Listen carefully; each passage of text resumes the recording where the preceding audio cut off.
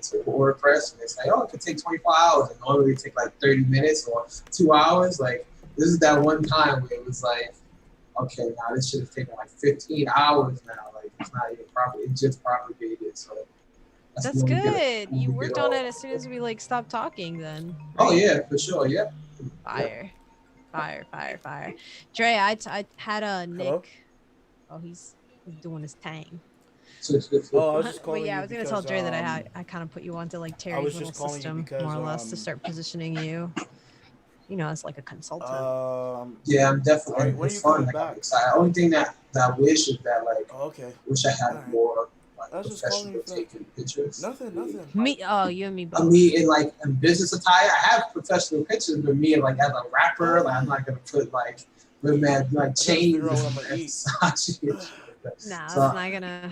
It's not. It doesn't fit too well. Yeah. I have a very select few. I'm gonna have to make do for now, and then like I need to like go out and get a shape up and take some pictures after like. Yeah, no, you and me both. It's a good thing though. Like I have the camera and stuff, and my boyfriend has a decent eye, so I'm not gonna do anything like too crazy. Right. But I'm just like, oh. Well. Yeah. Pretty good. I have to really like. I don't want to do it. I hate being from cameras, but it's just something I gotta do. I ate all already. All right, let me call you back. I'm on the phone.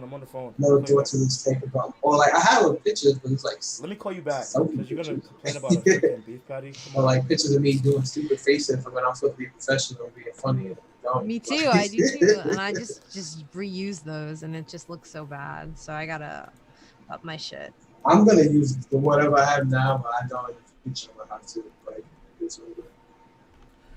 Mm-hmm. I'm excited. Right, so I want to send this out in an email as well. I have 15 people on my email list. I'll send it out to them too. I could send it out to my Wait, what's the links?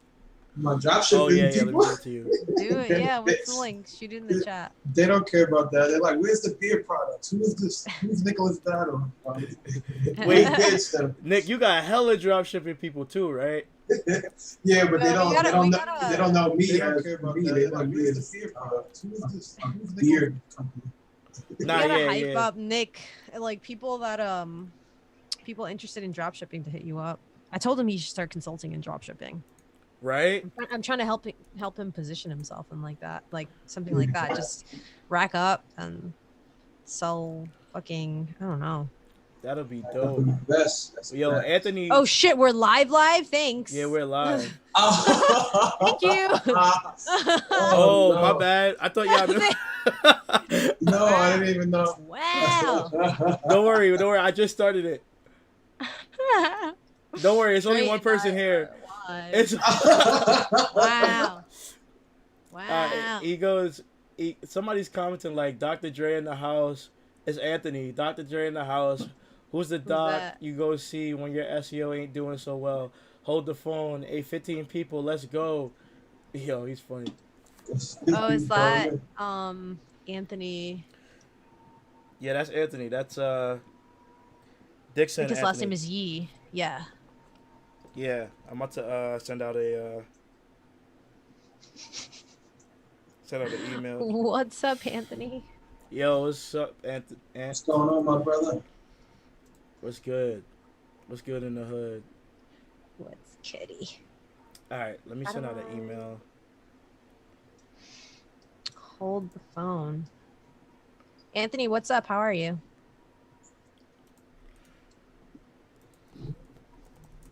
All right, guess not. That's all good.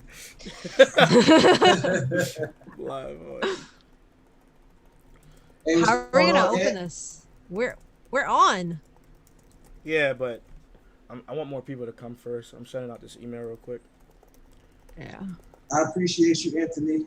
Thank you so much. I'm just trying to like inspire people, let them know that like it's possible. And I'm still very like appreciative of like where I've been, trying to go, and if you can help other people, inspire them to go where they want to go. And shouts to Anthony. I'm all for it. Shouts to Anthony indeed. Wait, how can I even, oh my God, I'm so stupid.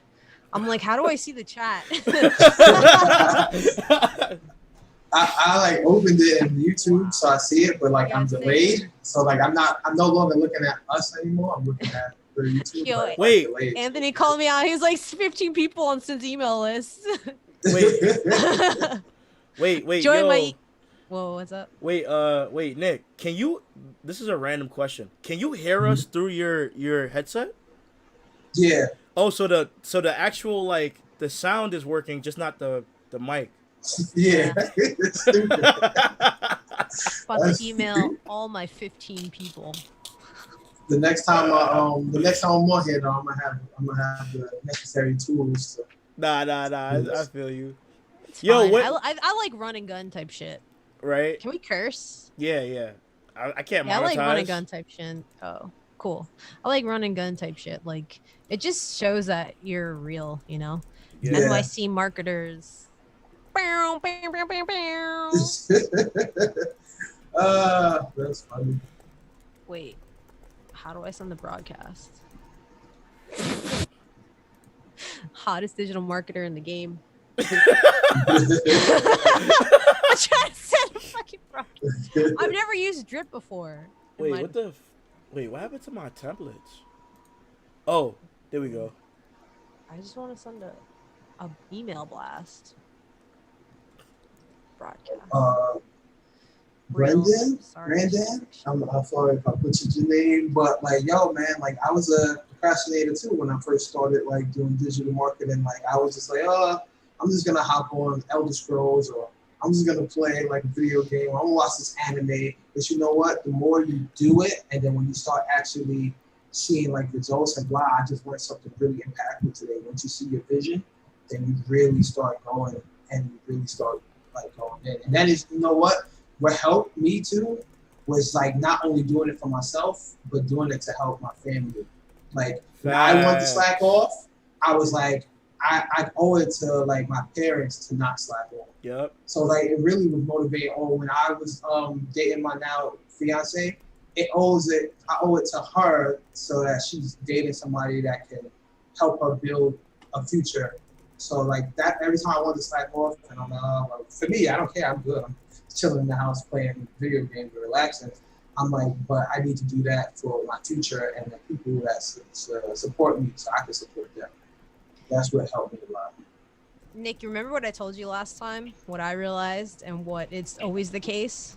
Mm-hmm. You should be doing the work that you've been avoiding. Like that's it. Like the work that you've been avoiding is the work that you should be doing.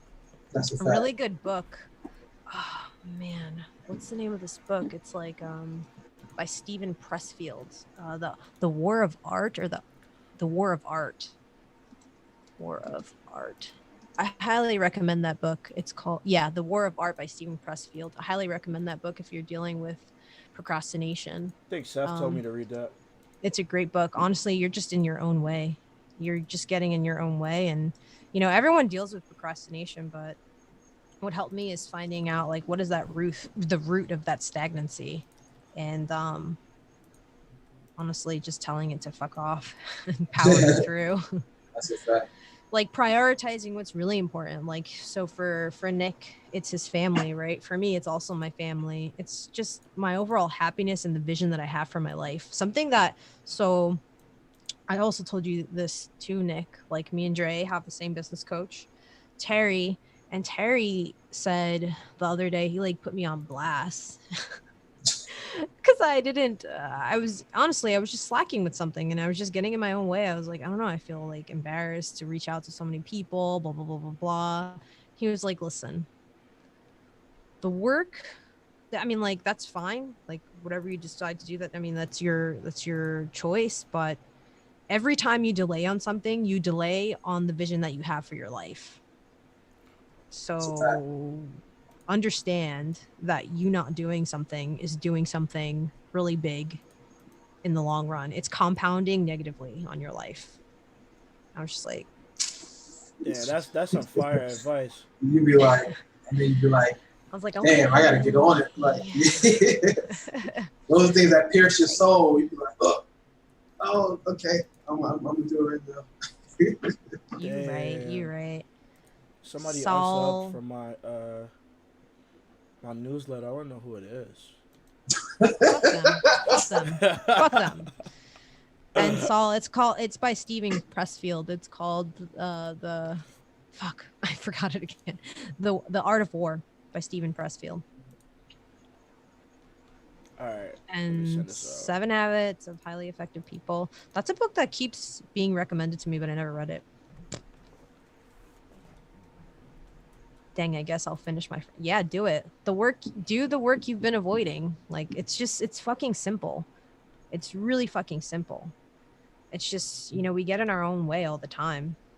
And the minute that you understand your own power it's just something else. Like, it's just a matter of, it's heavily rooted in mindset, but it's also just like perspective too. Like, it's perspective. Super true. Perspective drives performance every day of the week. Facts. That's why it's so important to have like with Dre and recently with Nick, like, we all think similarly, so we all connect with each other and we all keep each other motivated. It's so important to have people like that. Like, coaches provide that for me as well. Like, my coaches are that's my community right there. So I highly recommend, if you can afford to work with a performance coach of some kind, and just have friends that are about it, even more about it than you. Like, Dre is fucking killing it. Yeah, just like we was talking before, since you gotta invest into your network.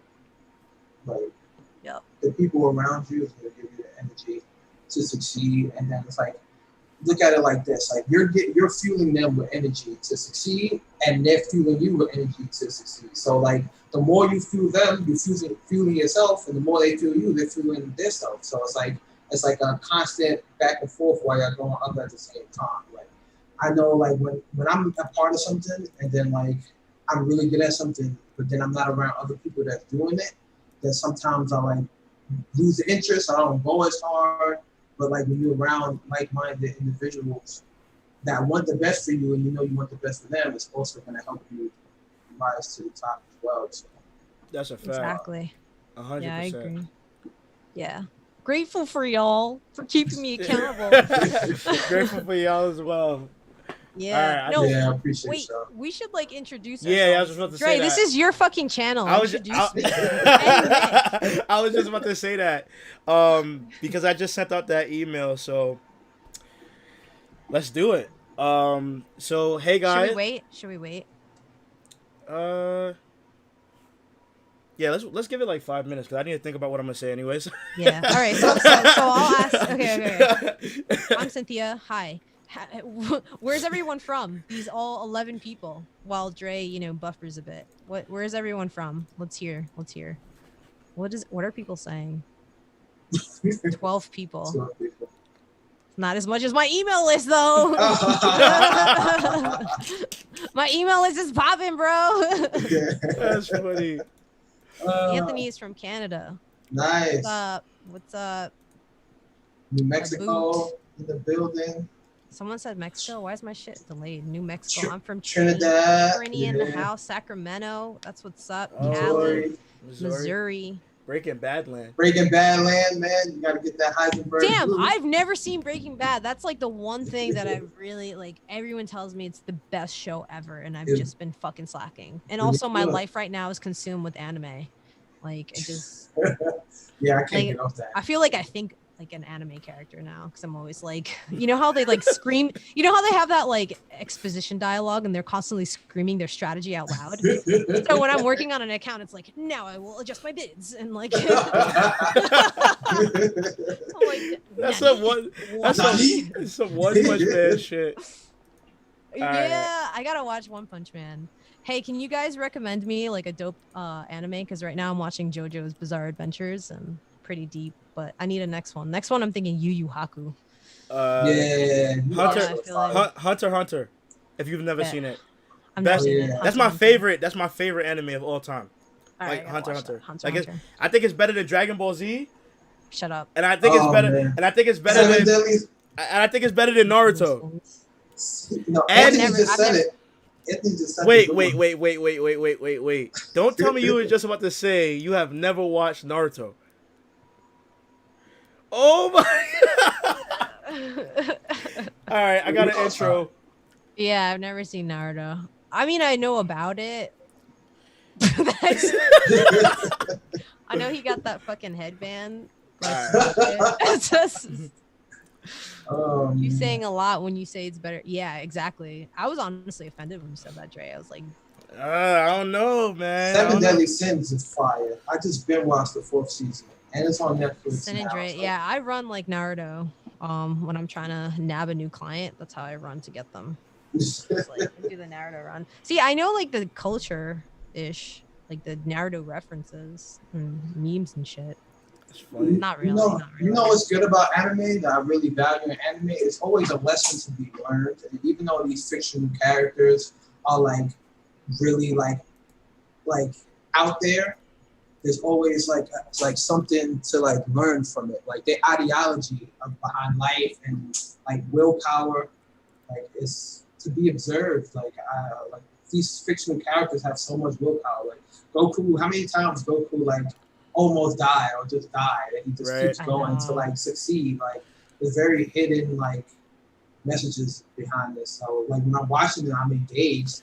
I absorb that energy because whenever I engage with something, I want to like try to absorb the most positive energy from that thing, even if it's not something I'm doing. It doesn't matter. I always optimize my time to see what I can get out of something while still enjoying it. So like an anime, it just gives me, when I finish watching an anime episode or like a few episodes, I get hyped. Like I'm like, yo, I'm about to go build a 6-7 figure business right now. Just and even when it gets tough, like it can't get more tough than like Goku on a planet getting destroyed, and like he can do it. Like I feel yo, change this live stream to how watching anime benefits me as a digital marketer. Change the name right now. You get those dopamine hits, man. It's all about those dopamine Honestly, hits. like I was delaying this because I was in the middle of this episode. I was like, yo, it was too much. It was like, and then my favorite character died. I was sad. It was like Harry Potter all over again when fucking Dobby dies. It was the worst. Anyways, I gotta check out One Punch Man. And Dre, are you gonna introduce I'm about to introduce y'all. Okay, go. All right, so what's going on, guys? Welcome back to the YouTube channel. And today I have two special guests here, one being Cynthia Sandoval and Nick Battles. And these two guys are like we're like the three amigos. I love these guys. So Cynthia is a paid media specialist. Previously, she's worked with like Damon John, Isaac Rudansky, and she's worked with a bunch of big brands, and she's awesome. She also doesn't watch Naruto, so I'm kind of mad about that. but no, she's super dope. And I'm super happy to have her here today. Then we have my boy Nick, who's like the drop shipping. He's like the drop shipper that drop shippers go to. You know, Dropship King. Yeah, Dropship King. Like if you want to know anything about drop shipping, go to Nick. But really, he's really good at like a multitude of different things. Drop shipping, SEO, like PPC. Like Nick is like a mastermind. Everything, rapping. I appreciate you. Yo, Nick, brother. rap for us real quick. You definitely get demonetized. So super excited to have you guys on the channel today, and thanks for joining me. Yeah, this is awesome. I mean, like this was so spur of the moment too, because I was like, okay, so let's give some context before this. We were like, I was watching an anime. I was watching JoJo's Bizarre Adventures. I got real deep in it, and we were supposed to all chat already, and I put it on the calendar. And then I was like so wrapped up in my anime, but then I shot you guys a Zoom link eventually. And then we were just chopping it up. We were just like chilling, and then we started spilling mad tea on digital marketing and like the ins and outs of agency life versus freelance life. And we were just like, and then I immediately paused. I was like, guys, this needs to be a live stream. Like, right. You know how many people, no offense to people, but y'all could be a little much, just like bomb my inbox with shit like, what's it like being a digital marketer? Which is that I welcome it. You know, sometimes I'm just busy, but I welcome it. And now is a good time to like hash all that out, like the ins and outs. And like some more background. Like I'm fully freelance now. I've been like fully freelance for the past a little more than a year. Dre is doing both. Dre is doing everything. Like, I don't get how you summon all the fucking energy. And then Nick is also a drop shipping consultant. and he works as a SEM manager. And I just want to give some more context to like Nick being a dropshipping consultant. Like, I literally have been to Nick's house and I have seen his store. I've seen Nick his is helping numbers. Me. Nick is on some other shit. I'm about to hit like wild numbers in Nick like 3 months. Oh yeah, right, Nick? You're about to kill it. You're about to be a beast in the dropshipping. Nick literally showed me like his whole process. I'm not gonna put it out there. If you guys want to get it, pay the man for it. But like, it's too fire because my bad. You about to put it out there? I was too. It's so good though. It's so good because there's so many like. All right, even in like all of my landing pages, I literally I feel like I have to overcompensate because of the fact that there's so many like marketing gurus. So I'm just like, I'm not a guru. Like, I'm not trying to sell. I swear to God, like whatever. So I think that because dropshipping for me has been such a, like, I'm in e-commerce and I'm, I have insane results for my clients, but even still, like, I'm just like, oh, drop shipping, I don't know. Like, it's just so saturated, whatever. Like, Nick literally convinced me in a day. And I was like, all right. I got some disposable income. Let's do this. Let's hit the 50K monthly mark. Let's do it. You know why? Like, drop shipping is very intimidating because gurus make it seem like it's super easy. Like it's like get rich overnight. But like, this is one of those business models that like it's high risk, high reward, but like you can lower the risk and increase the reward if you have a good understanding of what needs to be done and the way it needs to be done. Like, a lot of gurus are gonna tell you like what you can do to like get to that like financial freedom, but they're gonna leave out all the negative things that you have to go through. They're gonna leave out like how important customer service is. They're gonna leave out like to the point where like, when do I actually start like investing more into my product and like less into and shipping it myself or shipping it from the US and like having it come from China. They're gonna leave out like chargebacks and people that want to like get refunds. They're gonna leave out all the little knickknacks of it. This is gonna make it sound super good. And they're gonna leave out the fact of the optimization. Like, they're gonna show you what they did after the optimization takes place, instead of letting you know that it's gonna like, you're gonna have to spend money to make money, but once it's optimized, you're gonna make that money back 10 times. So like, you get into it, you're like, oh wow, all he did was this, and this, not knowing that his account is seasoned already, his pixel is seasoned, his conversion tracking is all seasoned and everything. So you see his account perform and you try to replicate that, and then yours is not doing it, and you're like, oh, I'm losing money by the day, because like, he didn't teach you how to sprinkle that seasoning on your accounts to get them optimized so that the engine, the algorithm knows what it needs to do to find those prospects. So that's why. And one thing I'll say too is like, honestly, I even like past the dropshipping story you showed me that you had, what was most impressive to me was like your student approach. You know what I mean? Like, you knew your shit, but you still went above and beyond to like make sure, like, you bought additional courses, even though you do this shit for you work in this every single day, but it's just like, you still went above and beyond to learn, and you're like, you know what, I'm taking a student approach, I'm gonna make sure that I'm doing this correctly, even though I do this, and I'm gonna look at everybody else's methods, and then I'll kind of like, I have my own method, but I'll kind of build a more solid foundation off of that. And I think that was like dope, because I was just like, damn, that is my approach to things. Like, I'm a master student, you know what I mean? So I like to really learn as much as possible all the time. And I think that approach was like for me, was what made me realize, like, yeah, Nick is on a whole nother level. Because it's just like, a lot of people, at least people that I've worked with, sometimes it's so easy to get caught up in your own method and just think that it's the best all the time. And then I feel like that's how your growth is stunted. Like, you can't grow more like that, you know what I mean? Sometimes you need different perspectives. Sometimes when you're listening to other people, you might not agree with everybody is saying, but at least if you can get like you can see what exactly they're doing, to be like, okay, they're doing this wrong, so let me do this better, or they're doing this good, so let me take this from that person. And or like, what if you take it even a step further, right?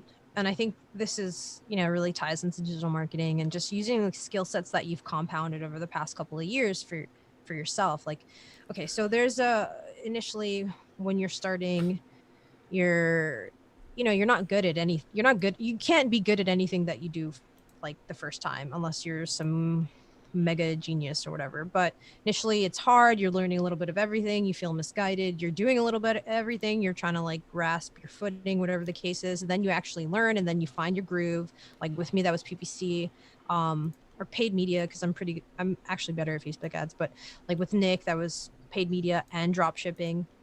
With Dre, it's SEO, and like literally everything else. And so once you can master those skill sets, that's when you start applying it for yourself. And that's why, you know, drop shipping makes sense for someone like me, simply because I run ads and I generate a ton of profit for clients. Like now it's like, it makes sense to do it for myself. And I was looking to get into FBA because of that. And I was just like, let me just start with drop shipping because the investment is a little smaller. I really need, like, from what you told me, like honestly, like 2-3K to do some damage. So with FBA, you know, like 6K. Yeah, because you have to like buy. You actually have to really invest into the product. At least drop shipping is cool because like you can spend like a way less to like prove that the product actually works, and then you can go all in. Like that. That's like what I like about the power of drop shipping. Plus, the power of drop shipping also, there's more of a brand behind doing drop shipping than you can, Amazon. I think that's how you build, though. You build the brand yourself. That's how you stand out from other options. To other, instead of having like a generic store where it just sells everything, like you build an actual brand. Like, and like you get that authority in that space, and it's a really dope feeling when I did that was my first like real brand to like build, and like it was really cool. Like how the responses that I got from like the prospects from my email list and the people that were happy that got their products and stuff like that, like it was dope. And the journey was dope, so I didn't mind. It was a lot of work, but I didn't mind putting in the work because it was something that like I build and I always have. And then like my bad. I was gonna say making a sale on your own, because the same thing is so like drop shipping, there's different avenues to make money on your own too. Like there's, for me, it's consulting as well, affiliates, like speaking engagements, but like affiliate and drop shipping are really cool. And then just like building your own e-commerce brand. So I want to build my own e-commerce brand like next year, like from the ground up, because I do it for my clients and I'm just like, why don't I do it for myself? So this is like a great in between with drop shipping, because I, you know, do it all from the ground up. So that's an awesome in between for me. But it's like there's so many other avenues too. Like I know Dre is really big on affiliate, and like I also want to dip my toe in affiliate. The name of the game is just making as much income from different buckets as much as possible. Facts. Yeah, like diversifying your income isn't just a cool thing to say. It's like how you win and taking risks. Like you got to be willing to do what most people aren't willing to do, and that's just risk taking. And Roxanne asked if you can drop ship outside of the USA. So yes, you can drop ship outside the USA actually. But like the most profitable like areas are usually like the USA. But like it depends on what your product that you pick is. So like I see a lot of people that live in another country but they drop ship to the US. Or like let's say like I've tried like UK before, I've tried New Zealand before. It depends on what your niche is, because different niches is more prominent.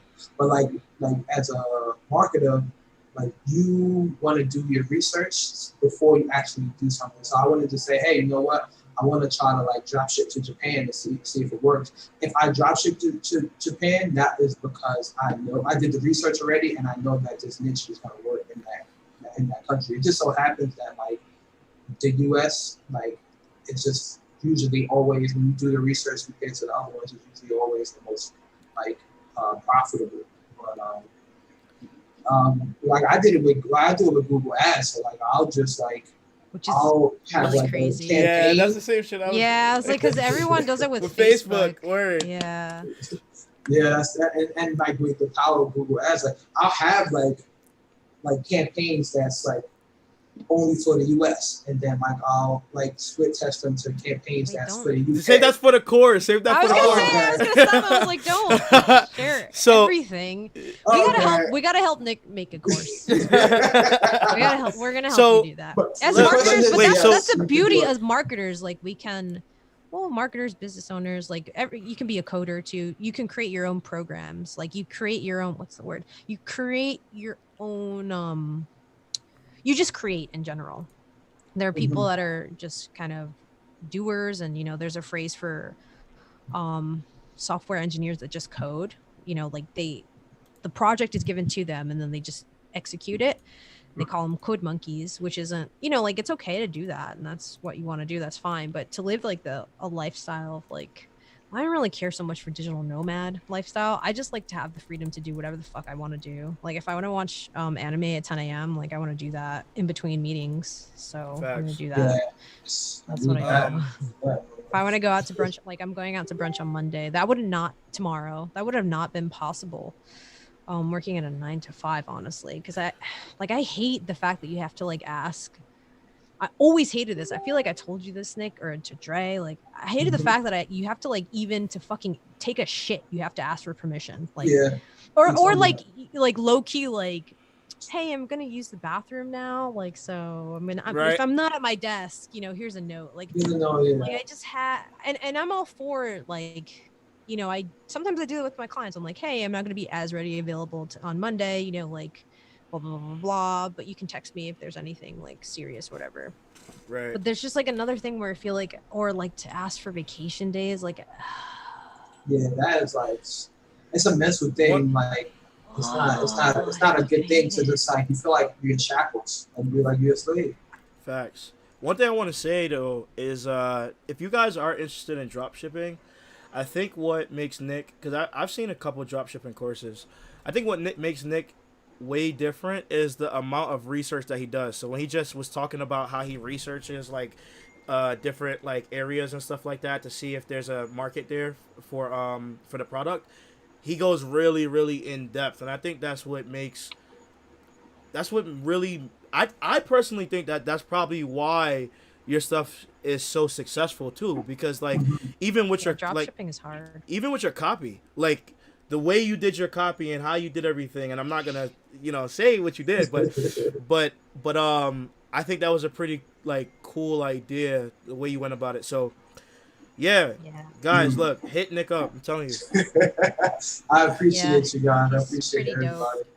You're just an all-around good dude. I was telling that to Dre, like literally on Instagram, like yesterday. I was like, I think I can actually pull it up. I was like, Trey, I think Nick is like one of the most beautiful people I've ever met in my whole life. I feel the same way about y'all too. I appreciate y'all. He's like such a good person. It's kind of rare. Like, like you were gonna give me something for free, and I was like, can you just take my money? Like,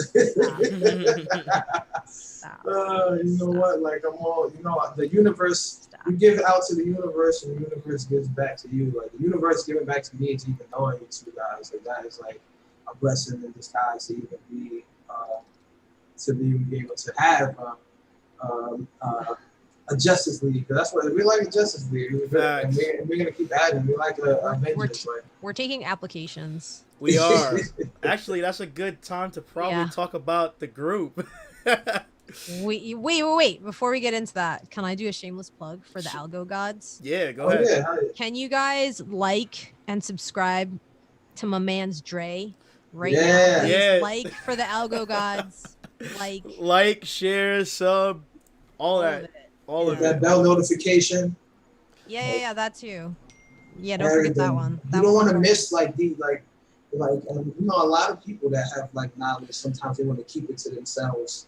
And they don't want, or they want to like, not give other people the avenue to succeed themselves because they feel like they're going to go into competition with those people. But live streams like this, you're really getting raw, uncut gems. You don't want to miss those gems. Like, hit that subscribe button, hit that notification button. So when Dre's doing live streaming, or when Dre is having like really, really good information videos, Matt to say, hey, what's up, Matt? Oh, like Matt, you want to know when that's going to happen. Matt Tran. Oh, Matt pulled up. Yo, what's up, Matt? Yo, Honestly, this is a like, podcast. We're all here because of Matt Tran. Yo, look, this is a podcast right now. Yo, I'm gonna. What's up with that? Like, spill some of my drink in honor of Matt Tran. Because honestly, yo, you're the goat. Yo, Matt, yeah, you the goat, bro. Yeah, the man. You the goat. My favorite people. No, you. No, you. What were you gonna say before I was? I was gonna say this. This is a podcast, literally. This is a podcast. We need to start a podcast. We need to start a podcast. Yeah. And then have Matt Tran as a special guest. Right. And just literally drink the whole time. I'm with that. It'll be a drunk digital marketing. Okay, we got to come up with a better name, but like all of our episodes should be like after 3 shots of Penny. Yeah, right. That would be fire. Digital marketing under the influence. There you go. Oh shit! Yeah, that's kind of good. We need like a different concept. I love, like, I'm huge on podcasts, but I listen to mostly like comedy podcasts, honestly. I'm really big on like mastering the art of communication right now because I'm so fucking awkward and I like am autistic to some degree. So like I love comedy podcasts because of that. But every time I also do like some business podcasts, but they can be so like rigid at times that I'm just like, man, how do you like insert some personality like into something like that? So podcast come soon. Indeed. Hey, it's like I'm down. It's just, I don't know, just be funny. You're naturally funny. Yo, Cynthia is the funniest person I've ever met in my life. I'm not even joking. Seriously, like, I don't know. Like, yeah, her humor is hilarious. Probably not. Facts. Yo, Matt, do you agree with that, life bro? Is hilarious in terms of how wild my life is so not wild. She had like I woke up and was just like in my fucking underwear watching anime, and I was like, "Hey guys, can we delay our live stream a little bit?" She has like nonchalant jokes, which are even more funny. When, right? When she don't even try to make jokes, she just like making jokes. Like. Guys, you don't realize I'm just making fun of myself this whole time. It's not a joke. This is my life. Oh, I swear. Yeah. Charmeleon. I gotta tell. Don't say the name. No, I can't. I gotta tell Nick. No, I can't. Yeah. I gotta tell Nick later. Basically, Nick, like Dre said, Dre was like saying some chick's name, and it was like, "Oh, peace out, Matt. Enjoy that Matt. pizza." Wait, I can't see you. My brother. He's leaving. Yeah, he said he's gonna get some pizza. Enjoy the pizza, man. Oh yeah, and, I see it yeah. now. You definitely got to join next time. It'll be lit. There's this chick. Is it like offensive to say chick? I don't know. No, not right. No. Okay, so there's this chick, and she had this wild fucking name, and literally I was like to Dre, I was like, is she a fucking Pokemon or something? Like I forget what I said. But she just had this wild name. Yeah. Well, I'm gonna tell you about it. You can't say the name though. Yeah. After the live stream, we can count the syllables. Do you guys have any questions for us? Yeah, let's get some questions rolling in. That'd be really cool. But in the meantime, I got some questions for you guys. So what would you say is like what would you say has been the most challenging part of transitioning your career into marketing or digital marketing or in general? Yeah. What was the hardest part? The hardest part for me was like, honestly, in the beginning, the communication aspect, I would say, mainly because I was working security for so long that I was like isolated from so many people. And on top of that, I was working like 16 hours a day. So I wasn't even hanging out with my friends, you know what I mean? So I was doing that for like a couple years. And when you're doing that and you don't have any coworkers or anybody that you're working with, you know what I'm saying? Like it you don't realize that it affects you. You know what I mean? So like when I got back into like when I got back into the world where I had to speak a lot, you know what I mean? Because previously, before that, like before working security, I went to this high school called High School for Law Enforcement and Public Safety, and we had like a courtroom in the high school. I used to debate all the time, so I was a good speaker before, right? But like when I when I was working security, I never realized that it was like messing me up, you know. And it's because like the only thing I used to do was like answer the phone and be like, "Hey, your pizza's here." You know what I mean? So I think the biggest thing was really being able to communicate effectively and translate everything, like all the technical, because you know SEO is very technical. So translating all the technical detail into like simple, easy to understand language for other people. That was my biggest problem. Like I always knew what I was doing. I always was aware of what I was doing. But when it came to like pitching the idea to somebody else, I used to freeze up all the time, or I just couldn't like, I didn't know how to put it in words, and I just didn't like, that was the biggest challenge for me. But what I did was I started like you guys both know this, but I'm like a learnaholic. That's not a word, but I'm a learnaholic.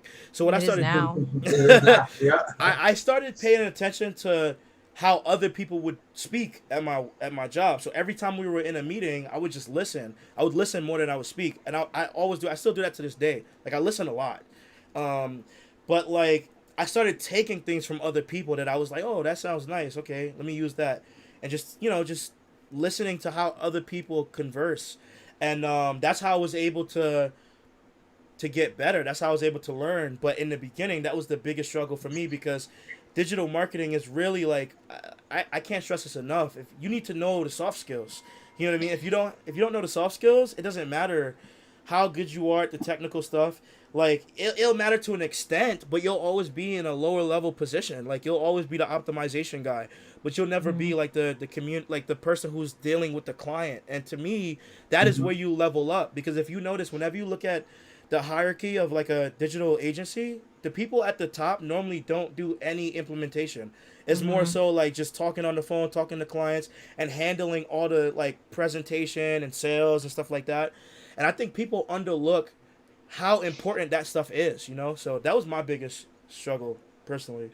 I gotta 100% agree with that, because that's a fact. Like, man, marketing is all communications. Like the art, like, okay, so we get so caught up with this word digital marketing, but digital marketing is fucking marketing now. Like everything's digital. Like everything's digital. So marketing is all communications. It's communications through like, how are you hitting someone with a particular ad? It's how are you positioning yourself, blah, blah, blah, online, whatever. That's the end goal. It's like attracting more customers and building those relationships, right? And you do so through communications. And then there's obviously the technical aspects of it. Like with SEO, it's very technical. And then with PPC, it's heavily analytical.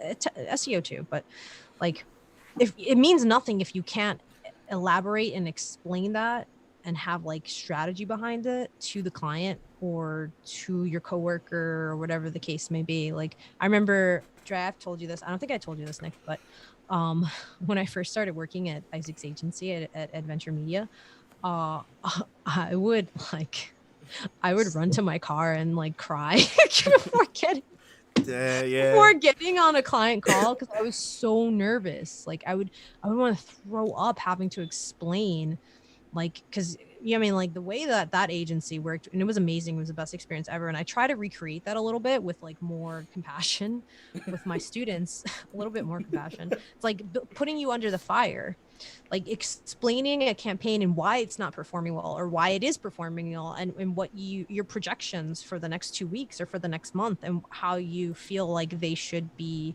how they're, like a big mistake that a lot of paid media managers do is they stay stuck in the account, or they stay stuck in the ads manager, when you should be looking at the overall picture and how your ads like play in that overall picture. So talking about the business as a whole and how that plays into that and their other marketing strategies, whatever, or like how that integrates into their overall marketing strategy, like that for me, like got me so nauseous to even think about, to get on the phone, to like do all these things, to be assertive, just because as a female, that wasn't, I'm Latina, so it's not something that I was naturally raised with as much.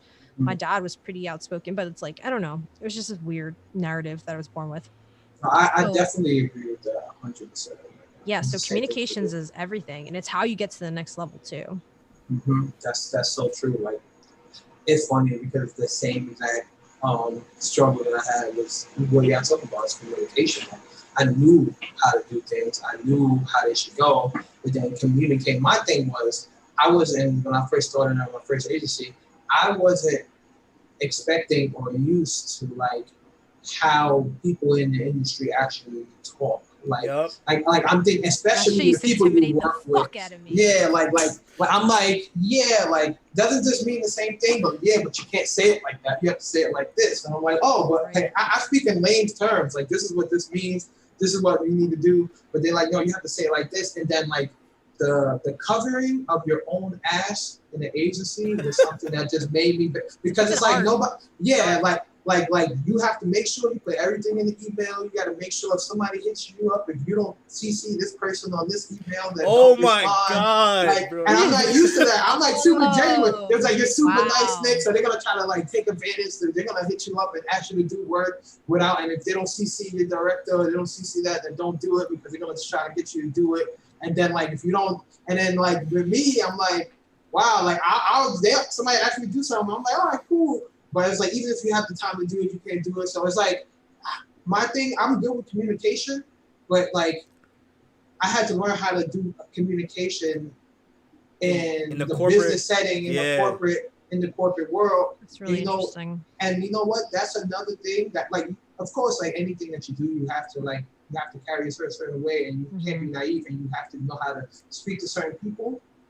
But like, not to steer off of what the question was, but that's one of the gripes that I didn't really feel about like working like as like part of like an agency long term, because like depends on the agency you get, because it's all about politics. It starts to become about like, and I wasn't used to that. And sometimes we don't make the game. We even Cynthia was talking about that. So you gotta play it. So it's like, it is what it is.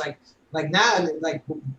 I'm just talking about when I first started, it used to make me uncomfortable. Now it doesn't. Like, I know the game, I play the game. Sometimes I change the game, sometimes I make my own game. But like, that was something starting out that was a challenge for me. Like, oh wow, like it's not what you say, it's how you say it, or who you say it to first before you talk to that person. So but don't you think that applies to like everything in life? It does. It definitely does. And I was never put in, like, I never had the opportunity to realize how important it was until I got in such an important role. Exactly. So it was like, and that goes back to like my upbringing and like what I was doing before that. It was like this whole like business world was new to me. So I had to like, I was fresh and didn't know with talent, but didn't know how to conduct my talent in those situations. But like, it got better. It definitely got way better.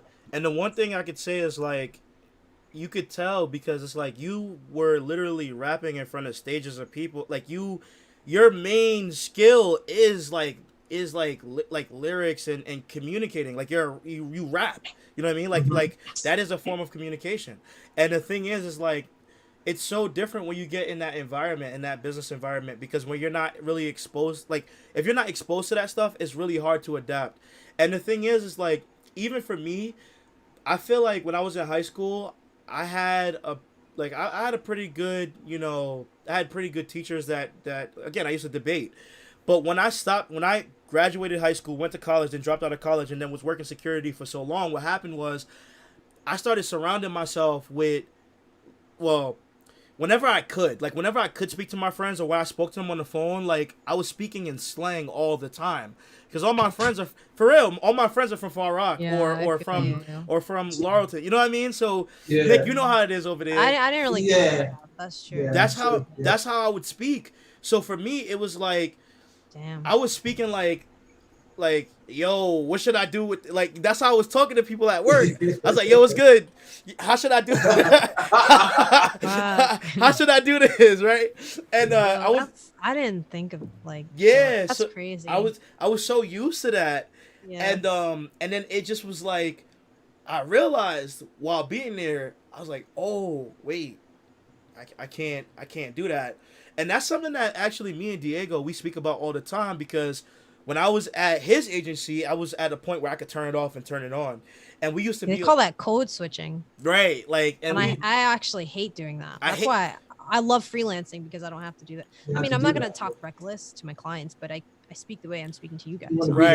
Right. Exactly. And I think that for me also was a roadblock in why it was so hard to even communicate, because I was thinking like, damn, if I open up my mouth and I speak like this way, I have all these people here that are gonna look at me some type of way. You know what I mean? And Trey, this is literally I was talking to you about last night. I was like, yeah, you're judging yourself on the wrong merits. You know what I mean? So yeah. So back then it was just like, yeah, it was crazy. It was crazy. Like it was just one of those things of just trying to adapt to that environment, and I adapted. You know, we all adapted, but it was hard. It was hard. It was like a horse getting broken in kind of thing for me. Right. I think different challenges though. I think it's more like, how do I, for me, like I tell you this all the time, Dre, like you're super confident. For me, it's like, how do I become more assertive? Right. You know? And people tell me now, like, wow, you seem I have no problem talking about money now. I have no problem being assertive and have no problem taking charge, whatever. But these are all skills that I literally and deliberately taught myself. Mm-hmm. Leadership skills. I taught myself this because I wasn't around people that did that. You know, I was around kind of like people that didn't really take too many chances, kind of worker bee mentalities, which is cool. It's all cool. It's hard when you're transitioning into a new career. It's hard when you're transitioning into a new life for yourself that's different from everyone else. It's hard when you want, you're not satisfied with making 60K. You're satisfied with making over 6 figures, and what satisfies you more than anything is doing it on your own terms without, having to clock into anyone, whatever the case is. The hardest thing for me was like understanding business, or like understanding the business models, and because I wasn't exposed to that.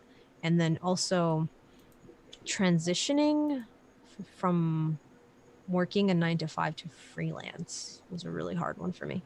Mm-hmm. Like I've only started becoming successful the past 6 months. Hey, but you got there though. You did it. Right? That's a beautiful thing. That's you taking power, like you taking charge of your life. Like you just broke the shackles, you just cracked the code. Now that you cracked the code, now you can just keep going to the next level. You just open that door to success. That's a beautiful thing. It's one thing doing it on the side, because like at work, every job that I had, I would work on the side. I would always have clients on the side. You always. We need to talk about that too. Why you need to have clients on the side. You should always, because you're not gonna learn. Like you're not gonna flex the way. Like I was talking to Nick about this too. Like you're not gonna flex like on your own the way that you will working at a job. Like you flex differently on your own. Like you have to work muscles you've never worked before. Yep. Like with Nick, we were talking about this, and this is such a good point. Like I never understood, like working at an agency, we standard like certain procedures. We would follow certain procedures with an account. Like when the client does this, you do this, blah, blah, blah, blah, blah, blah, blah. Obviously there's a lot of problem solving, but like when you're doing it on your own and you understand the full funnel, and funnel is like a word that's thrown a lot nowadays, just looking at the big picture of the business. When you build your own landing page, when you build your own like payment, or have to research your own payment processor, when you're looking at apps to add on to Shopify, when you're designing your own landing page, when you're creating your own email lists, and you're just building your own email lists, rather, like I'm doing very horribly because I can't even send out a broadcast on Drip. It's like it's different when you're doing it on your own. It's absolutely different. You're flexing new muscles. It's like when you first do a push-up. I remember when I did it, I don't know if I can say the R word, retarded, whatever. I don't know if like, I just did it so dumb. Like my first push-up, I remember like I was in like middle school, whatever. My teacher was like, what are you look like you're going to break your back. Like, I don't even know what you're doing. You look like you're having a seizure. And so like I had to work on my form because I never did I never did it correctly. So it's like, it's the same thing when doing things on your own. It just hits different when you do it on your own. You actually learn on a deeper level. And then on top of that, the next level of mastery from there is actually teaching, which is crazy because I used to have this like limiting belief that when you teach, you're actually like not some kind of sellout, or like when you teach, you're, you're not actually doing. But it's wrong. It's like when you're teaching, you've mastered it in a way that like now you can share the knowledge. The more you teach, the more it reinforces what you know too, because if you don't use it, you use it. So there's a lot of things that I know how to do, but then like if I don't have to do them for a while, when you revisit them, then you have to like brush off the brush with the dust. But then if you're constantly teaching it, it's constantly always on the forefront of your mind. And then like you teaching it, you're gonna go harder to teach somebody else and make sure that it's correct then like when you're just doing it for yourself, like, yeah, I know how to do this, so like it should work. But then like it's gonna make you think about it more, dissect it more, and it's gonna even add more knowledge and value to like you doing it and teach somebody else. And I feel like even 100%. when I'm like training somebody, like I'm like a whiz. Like in comparison, like if I'm doing something by myself, I'm smart. Like I can figure it out. But then when somebody's like they're relying on me, it makes me 10 times smarter. Like 100%. Like it's crazy. It brings on the fire. Yeah. Like, on my toes, and I love it. Yeah, me too. I love teaching. Like Yeah. I was just like, man, I feel like I was made for this. Right? Like it's so dope. I think it's important that you're doing it on the side too. Like that's something I tell like students all the time. Like, bro, I'm doing this. Everything that like same thing with Terry. Terry tells us, like Terry's like, I'm giving you everything that I'm doing for myself. Like this is what I'm doing. Like I'm not telling you anything fucking different. Enter flow. Someone typed in networking. What about networking? I think networking is super important. Like especially for freelancing or like I'm transitioning from being viewed as a freelancer to more of like a high-end consultant. So it's in this space of like being completely on your own. It's all about who you know. Truly, like that's where you get like best clients come from referrals. It's Facts. like relationship that is building. so true. Like best clients come from referrals, hands down. For real, I agree with that. Yeah. Either like referrals or like YouTube. In my opinion, because like when I was or like multiple touch points, like they saw a YouTube video plus they looked you up on Google and then your friend like they came to you. They came to you because they were interested in what like that's like with us with Terry. Like we saw him on Zoom, right? And was it Zoom? No, I knew him before. I took a Facebook you knew class, him, but I saw him on Zoom, right? And then I showed you that Zoom thing. Exactly, yeah. And then we worked with him. Because it was just like, well, you saw him, you referred me, like, oh, there's this guy, he's having this, what you call it, like, you should watch it, and I'm watching it. And to be honest, though, what really sold, like... And you referred me again, and I was like, damn. His results were so fire for Dre, I was like, all right, What really sold me on Terry, honestly, was, it wasn't that LinkedIn webinar that he did. What sold me was when I added him on LinkedIn. Right, because he was talking about like how he gets like 70,000 views on LinkedIn or something like that, and shit. And then what happened? I added him and then he reached out to me. He's like, hey, Dresean, what made you want to connect? And I was like, oh, I just saw you on, at that webinar for General Assembly, whatever. And then he was like, oh, cool. And then he was like, he asked me for feedback on his stuff. And then he sent me something else. He's like, oh, I also made this. If you could give me some feedback on this as well, I'd really like to hear your opinion, and he said something else. And I was like, okay, cool. And I was like, oh, I watched that one already. It was pretty good. And then I started asking him questions, and I lie to you not. His answers were like so, like, this is what sold me. When I was asking him questions, his answers were so well thought out, and you could tell that he really cared about what he was, like, saying to me, to the point where I was like, damn, you know what? I would love to work with this guy. Like, that's what made it, that's what made the connection for me. It was like his responses, because he wasn't sending me like, like 30-word, like he was sending me like paragraphs, like reading a book. Don't you hope like you get the same reaction from other people too? Like they think that about you. Like I hope that. Yeah, me too. That's why I believe in like just being yourself. Like every quote unquote sales call to me is just a good conversation. It's not necessarily sales. It's just it's just about building a relationship. It's like building a relationship, like I literally went like a while back. I went on this call with this chick for like 2 hours for free, like just to talk to her, help her out. Yo, she's wild. If you're referring to the same person, she's wild. I was talking to her, and oh, Michael, what's up, man? Michael's one of my coaching clients. What's up, man? What's up, Michael? I'm glad to have you here on the call, Michael, on the stream. Hit a like on this this vid. Like, Mike subscribe.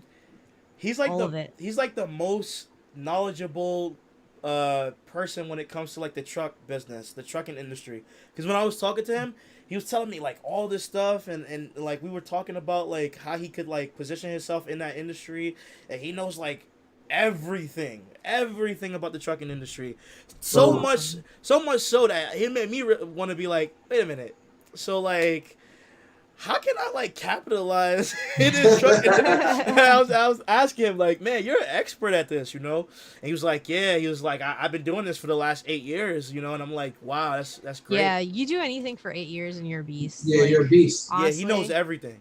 Yeah. He said, everything. How's everyone? We're doing well. We're great. Just chopping it up, spilling all the tea on digital marketing, starting, changing your life or like transitioning into careers. And then there's like always levels to it. There's like, okay, how do I get a job in it? Cool. You get a job. All right. How do I get to the next level? How do I get a raise? Cool. You get a raise. And now I think we're all to the point of like, okay, how do we do this on our own? What I love about Mike too is like, he doesn't want a job at all. He wants like his own thing. You know what I mean? And like, cool. He's super dope. Yo, Mike, you're dope, bro. I wish everyone. I mean, like I was telling my boyfriend, like you need, and every like there's hammers and there's nails, right? Like you need one. You can't have one without the other, and they're both important. But it's just, man, sometimes people are born, and there's actually a hammer, but they're taught to be a nail. But they're actually a hammer. So my goal is like, I hope that everyone I talk to that is secretly a hammer, like I can awaken that in you, you know? Yeah. And hey, Mike, what's up, Mike? Hey, Mike. Yeah, exactly. Mike Park. Good one. Tell me how it was for freelancing when you got started. Should I share? Yeah, share. Indeed. I'm gonna actually grab something to eat real quick. All right, I'll take over. I'm a fucking blabbermouth. So, Michael, it was fucking trash. It was really tough because I did. So it's one thing when you know the skills, right? And I think Nick can attest to this too. It's one thing that when you know the skills, but then it's another thing like doing it all on your own, learning sales, getting positioning yourself adequately, understanding your competitive landscape. There's other people that could do that. What you do. How are you different? You know, like I didn't understand any of this, and I also didn't have processes in place. So honestly, I was just flopping out of like a fish fresh out of water. It was really tough for me. Like the biggest thing, honestly, was sales. Like how do I convince people? How do I get in front of the right people? Like all of that. Like even it was a disaster. Honestly, it's extremely stressful. And like I was telling Nick and Dre, like honestly, I got really successful, like hitting past that AK monthly recurring revenue mark. Like recently, honestly, and that was honestly I had a huge breakthrough hiring a business coach and a marketing coach and a communications coach. I made that investment and I'm already seeing the ROI from that. You always want to work with people that know more than you and that are doing what you're doing times 10. You always want to get advice from people that are doing what you're doing times 10 anyways. Yeah, that's so true. And then another big thing with freelancing is like it's confidence too, because like a lot when I was first freelancing, like I know what I can provide to the client, but then you get scared to like ask them the price that you know you should be paid. Mm-hmm. And it's like sometimes you say like, hey, like this is what I charge, and like they say, oh wow, I thought it was gonna be more than that. Oh, are you sure? Like you have to be confident that like you know that like they're not only paying for your time, but they're also paying for your knowledge. Like even if it doesn't take you like 2 days to do something, and it takes you 5 hours or 4 hours, and you're like, wow, should I charge that much for like 4 hours? Yes, because like it took you more than 4 hours to even learn how to do that. So you're constantly, they're also paying you for your knowledge and your position. Yeah. How do you position yourself as a strategist? You know, because not everyone wants to do implementation. I'm in that area, and AK is awesome. Thank God I'm breaking through that. You know, and it's just a lot of I find that it's like mostly mental work. It's like all mental, and then your actions follow suit. But what was I going to say? Oh yeah, negotiation is an insane skill set. It's truly an insane skill set, and it's something that you have to refine. It's a sword that you constantly have to sharpen. Like, how do I negotiate? How do I communicate better? How do I understand difference? Like, everyone has a different decision-making style, and I forget like the actual module for this, but I learned this from my friend who's in consulting, who works at like EY or used to work at a really big consulting firm. he has a crazy story. He like left his job. He was like making like what for like 400K, and he like left because of a condition that he had. But whatever. I digress. He was telling me, he was explaining like the different decision making styles, and like you have to start catching on to different personality types and see how they make decisions. And then you kind of like it's like Tai Chi, like you kind of like see what they're doing and you flow accordingly. Like you and you kind of read between the lines a little bit, and you become malleable to what they want. And sometimes you have to, based on that, you have to even decide whether or not it's a good fit. Like, should you pursue this, blah, blah, blah. You have to get good at qualifying people, and have to get good at like filling up your pipeline. Like there's so much, and then I'm still figuring out, honestly. Every day that you do it, I'm sure like you still figure out new different things, because like I told you, that art of Kaizen, like getting better, constantly getting better, constantly sharpen your sword. You get better and better. That's so true. That's so true. Hey, what's up, Someone Evan? wrote Anthony Evan. wrote, Yeah. What's up, Evan? And Anthony wrote, if you could summarize scaling a PPC campaign in what word would that be? Finally. Finally? Oh, no. Sometimes that shit, like, oh God, especially smart campaigns. You're like praying every day. Like, what's okay? You summarize in one word. Okay, so the reason why I said finally is so it's different perspective. Am I scaling this campaign for my own business, or am I scaling it for someone else? If it's my own business, finally, because I know that like that's the main goal, is to get a system that's working. But that's insinuating that you're scaling it successfully. Yeah, because you can scale prematurely and scale really bad results. So I know when I, for my own company, like if I'm scaling it, I know that for me to scale, I already like got it working. Like I know I got the system working, the blueprint working, I got the return on investment working. I'm spending $3 and I'm getting $8 back. Like now I can scale it. But like for somebody else, like more of a negative, because they think that you're gonna automatically scale so quick, like oh well. Sometimes it doesn't work. Like sometimes there's a ceiling to how much you can scale. And you actually scale, it depends on the market, depends on your market, it depends on the reach and competition. Like the competition too. Like so, like it's not always that case. And then some people want the results like really quick. Like yeah, you're gonna do this. Like you make a change and it's positive. It's like okay, so how can we like make even more money now? Like wait, hold on, like it's still more pieces to the puzzle. Yeah. Like before we could do this, and then it's the thing is like PPC is just one facet of a business. Like if it's your only avenue, your marketing avenue, your only marketing avenue, like then you're not going to be successful, because competitors are doing they have an integrated approach. Most, like think about it, they don't just rely, like why would you just rely on just one stock? Or like it's like it goes against diversifying your income streams. Is like the same concept with marketing. You just want to fortify just one thing. Like you're gonna put all your eggs on one basket for like Facebook ads. Like then it could get you really far, but you also want to think bigger. You want to have a bigger strategy constantly. So when you're scaling, and honestly, I feel more anxious when I'm scaling a client account than my own. With my own, it's just like, oh, whatever, it's my money. I can make it again. Yeah. Well, with a client account, I'm always on edge. Yeah, because like, wow, I could get the money, or they can lose a lot of money. Like with scaling, like you gotta make sure that that you're scaling at the right time, the right opportunity. What's important when you're scaling a campaign is to be able to project and keep the client on the same page, because they get very anxious when they're seeing results, especially on a daily basis. So you have to remind them. And basically, like sometimes what I do is I look at the time lag report and I'm just like, okay, it takes 3 to 5 days to actually purchase for the majority of users, looking at the past 90 days or whatever. So you looking at the past 7 days is not even accurate based on Facebook's attribution model, and based on your time lag and how long it takes for someone to purchase. So what you need to be looking is the past 14 days for an accurate like pulse of how things are going, one. And two, let's think of the bigger picture. Like you have to like hold hands. It depends on the client, right? But you kind of have to, it's like more eggshells. You have to be a couple steps ahead. You have to be able to predict, and you have to say like CPA is going to go up. When we do something like this, blah, blah, blah, we're testing more top of the funnel initiatives. So CPA is going to go up and ROAS is going to go down. But when you look at the bigger picture over the past 3 months, things are consistent or whatever. Like you try and, you redirect the focus a little bit and have them look at the bigger picture, and you constantly have to repeat that to them. And it's just, I feel it's the same thing with SEO too. Yeah, and it's very important, like, to be like how Cynthia said before, have the client on the same page as you.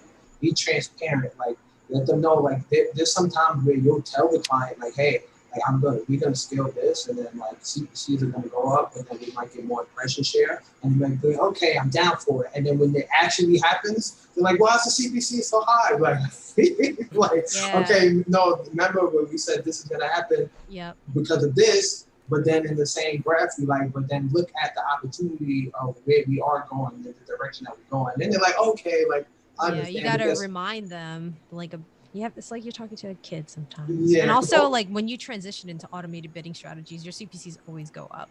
Oh, but yeah, your results are usually better. Yeah, phenomenal sometimes. And, you know, like with automated bidding strategies, you're dipping into, like, premier audiences that Google doesn't even allow you to like select on their own. So that's like, there's so many benefits there. And it's just, I guess I digress, and I'm getting really into like automated bidding because I love it. But what the reality is, it's just like, you have to be a couple steps ahead of the client, and you have to be able to manage them properly. Like, it's not just about, like what Dre was saying before, it's not just about the tactics and what you're doing. It's like managing the client.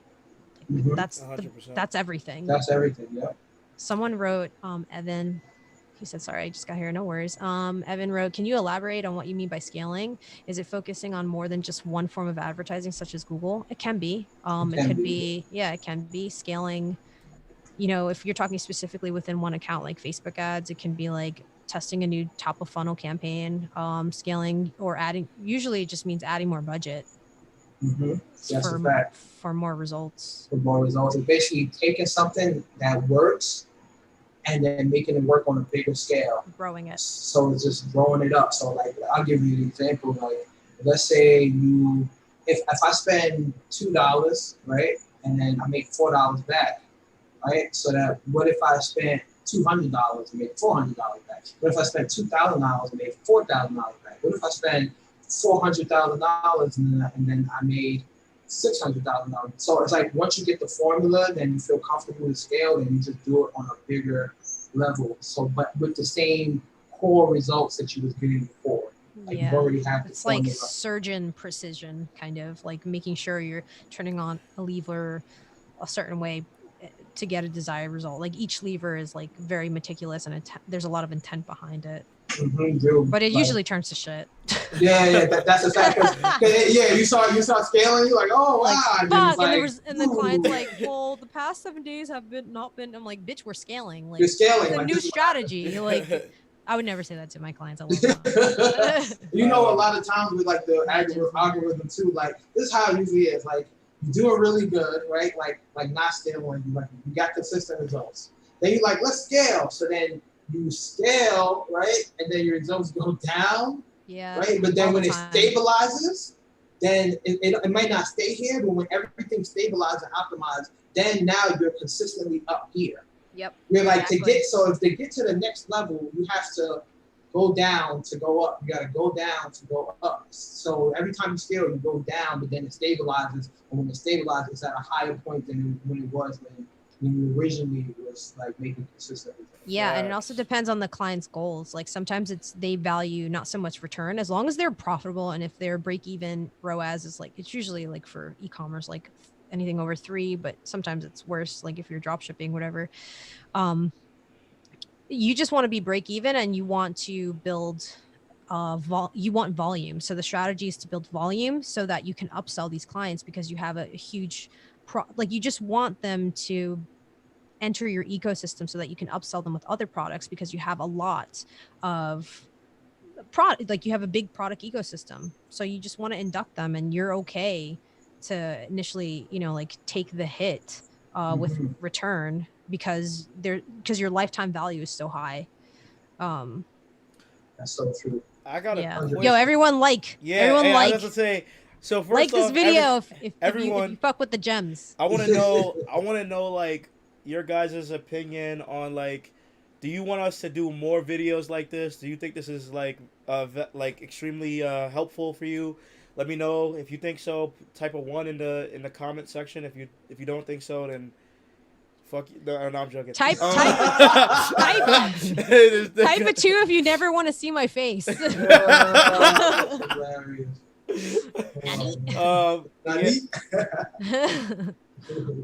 Client says rank me tomorrow SEO. Fuck you. I would be like, fuck you, client. That's not a good client. Unless you're like, I know you get that, Dre. Unless you're like Capital One or some shit. Yeah, fuck off. Because Dre, you explained it so well. Like, you can't get fast results unless you have pre-existing historical data. Right. You know? Like, exactly. Like, if your website is already very authoritative, there's gonna be. I still can't even guarantee that you'll rank in a day. Although I've seen that before. Like, I've seen, publishing a post to a very authoritative website, and they've been able to rank in like 8 hours. It was like insane. But like, that's not gonna happen for everyone. You know what I mean? That's not that. It's different. It depends on like how trustworthy your site is. If your site isn't trustworthy, then Google's not gonna show you. It's like fuck. It's like I can't control that shit. Yeah, it's like the Google gods. Right? Someone wrote, personally, I prefer really technical content. I think that's cool. I think you're better off watching a tutorial though for something like that. Not maybe live stream doesn't really make sense, right? I would say. Well, right? yeah, because what are you looking to learn? Out of curiosity. Yeah, and then if you're looking to learn something specific, I would search for that specifically and watch a tutorial or read an article or, whatever the case may be. Oh, I feel like I know why he said that, because I think that's Max. I think that's Max, right? I don't know. Max, tell them your background. Did you own like a multi-million-dollar store or something like that? I think he told me something a long time ago. Like, he's friends with Matt, and he had like a store he had like a partner and I forgot the story, but let them know in the comments. So I think I understand why he's asking for that, but it's also like that's not really like just saying you want to hear more about like technical content isn't really specific. So I don't even know what you're referring to when you say something like that, because it could be even. And like Cynthia said, it's probably better to look for a tutorial for something like that, because, I mean, if you want all the details, right? Like, you want a presentation, you want something that's going to be easy to follow. Yeah. And you have a specific ask, so it's like I would search that. That just makes so much more sense if like you want specific content, so then search specifically for that technical knowledge, Wooter is an 8-figure. Yeah, wasn't it a different company that you told me about though? You said, well, Dre, I really like when you talk about SEO in general. Oh, okay. That makes sense. You're on Dre's channel. Yeah, I see Wooter, but I could have sworn didn't you tell me like you had some damn, this was like a year said or no, LOL. Are you what? Wait. I don't know. I could have sworn it was something about like it was you and like 4 partners and like it was in insurance or something like that. Probably the wrong person, bro. No, I'm like 100%. I'm about to check our really? Facebook. Well, everyone these 17 people right now. I might be wrong though. Please like this video and share it. Share it. Share it. Yeah. And share type it. 1 if you want more non-technical content.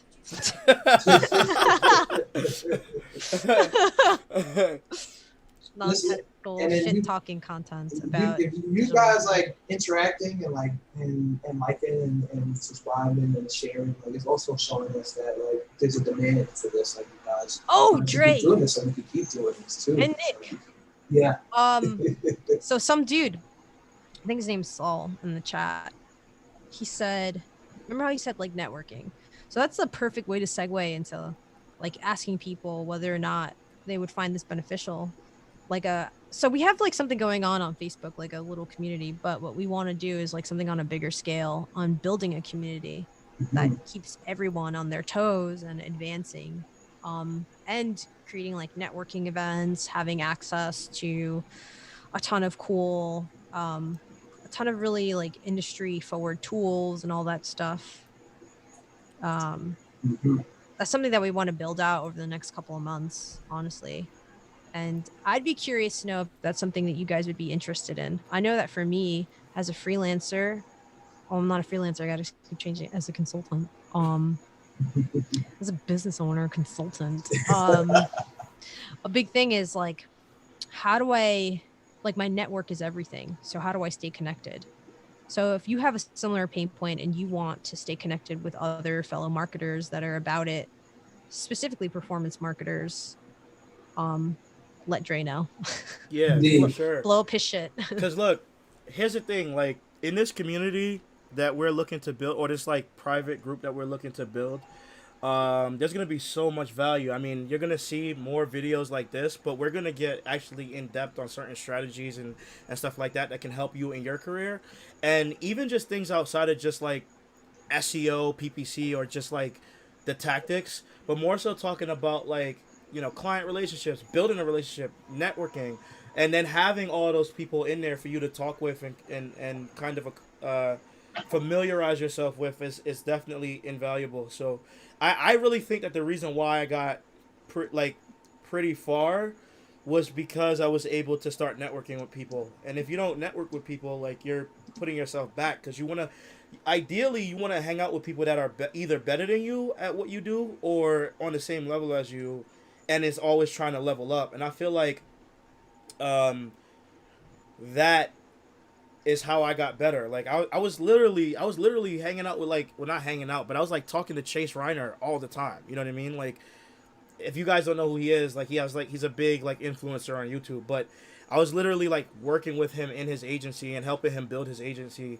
So like, you know, it was just like a really good learning experience. The types of clients that he has and what we got exposed to is pretty cool. And one more thing I want to say that's completely off subject, because you guys know I'm super scatterbrained, is yes.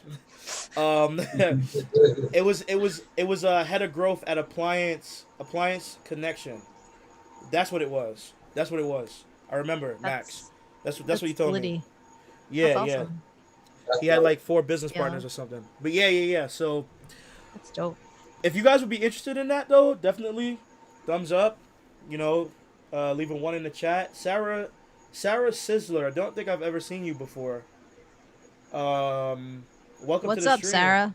Hey, Sarah. Welcome to the stream. Welcome. We're glad to have you. Definitely sub for more content like this. Yeah, man. Or lady. So you know what I want to know? You know what I want to know? Like, Cynthia, like, from your perspective, right? Like, being a female in this industry, do you ever feel like you come across like any hurdles that you feel like men might not encounter? Just out of... I think that's the biggest one is what I mentioned before.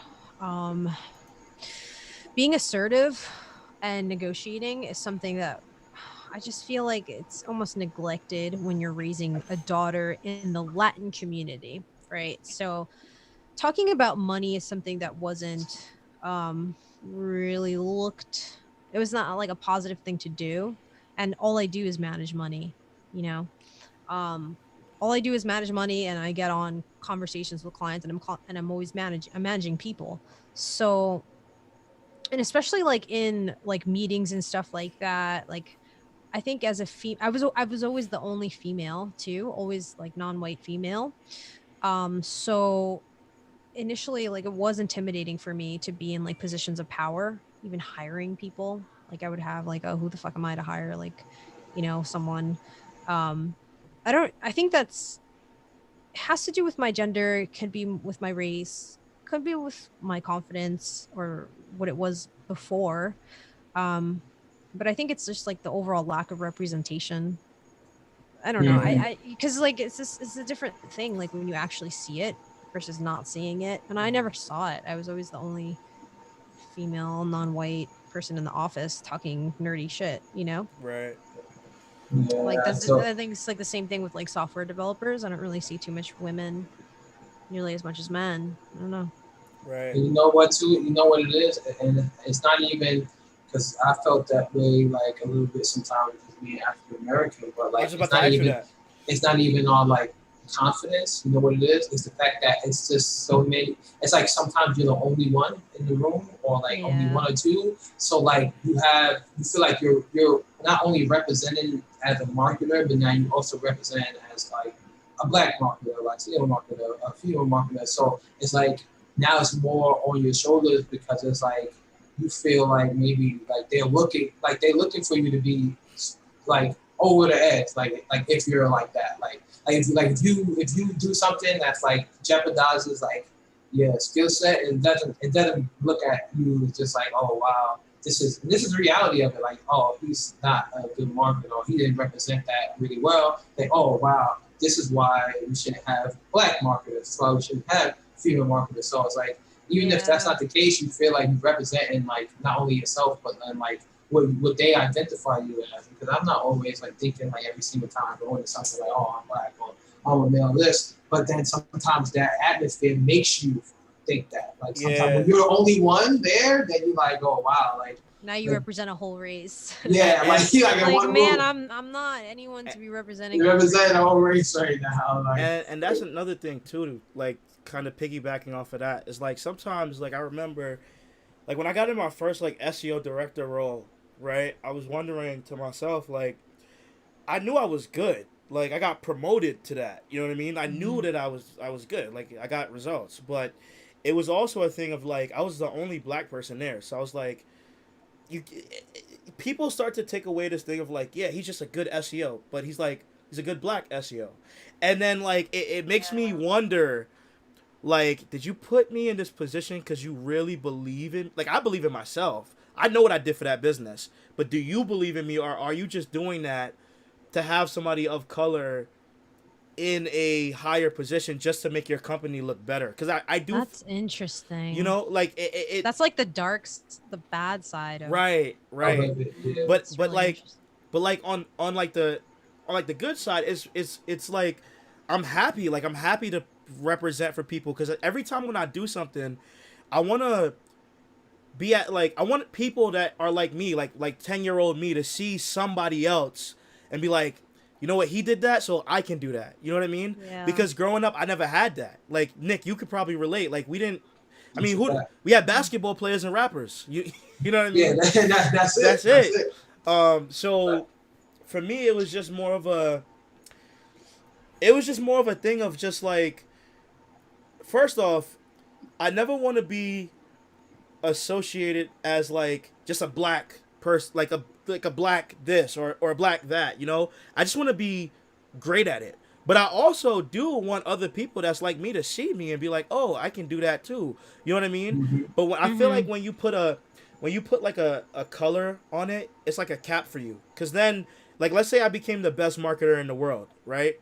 Then it's like you're the best black. They niche you. They force you to go into the niche. Like, right. Oh, well, this is your niche then. Like, this is a touchy subject, but this is pretty much the negative side of like everything being race related. Right. And, you know, I think, so like, okay, so I said before, even about gender, like, you know, it's not normal to train women in like in the Latino community to be really aggressive, to take initiative, all of these things, right? It's things that are very much valued in the workforce. And like, I love Jordan Peterson a lot. And what he has to say to that is not necessarily like so much sexism in the workplace. Like, I think there is, but it's just like, we're not even training women to even think in that way. Like, it's just not something we do, you know. It's just, and it's also like natural strengths.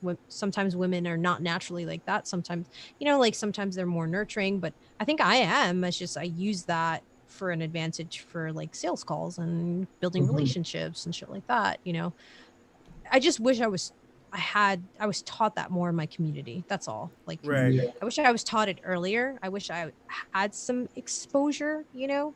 That's all. I just think that it can be, you know, there's negative sides to both of it, right? Like, there's negative sides to like being capped as the black SEO, and there's like negative sides to being the only black SEO too.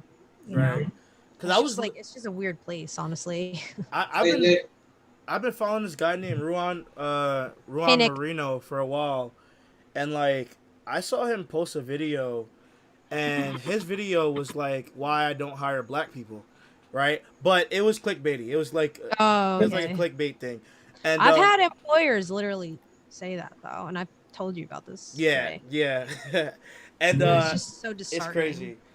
But with him, but people want to say like racism don't exist, and it's just like I saw Ruan on this like YouTube channel with these like other two like African American, well, it was one African American guy and then one Caucasian guy, and they were like talking to him, and it was just like because they were kind of they felt like he was being like a troll, you know, like because he's doing that, he's making a video right now of all times to make a video like that, and they were just like asking him all these questions and stuff.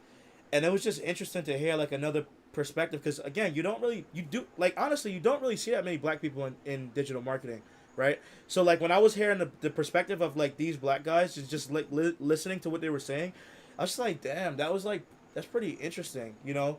I wish I knew their YouTube channel. I would definitely plug it, but I forgot what it was.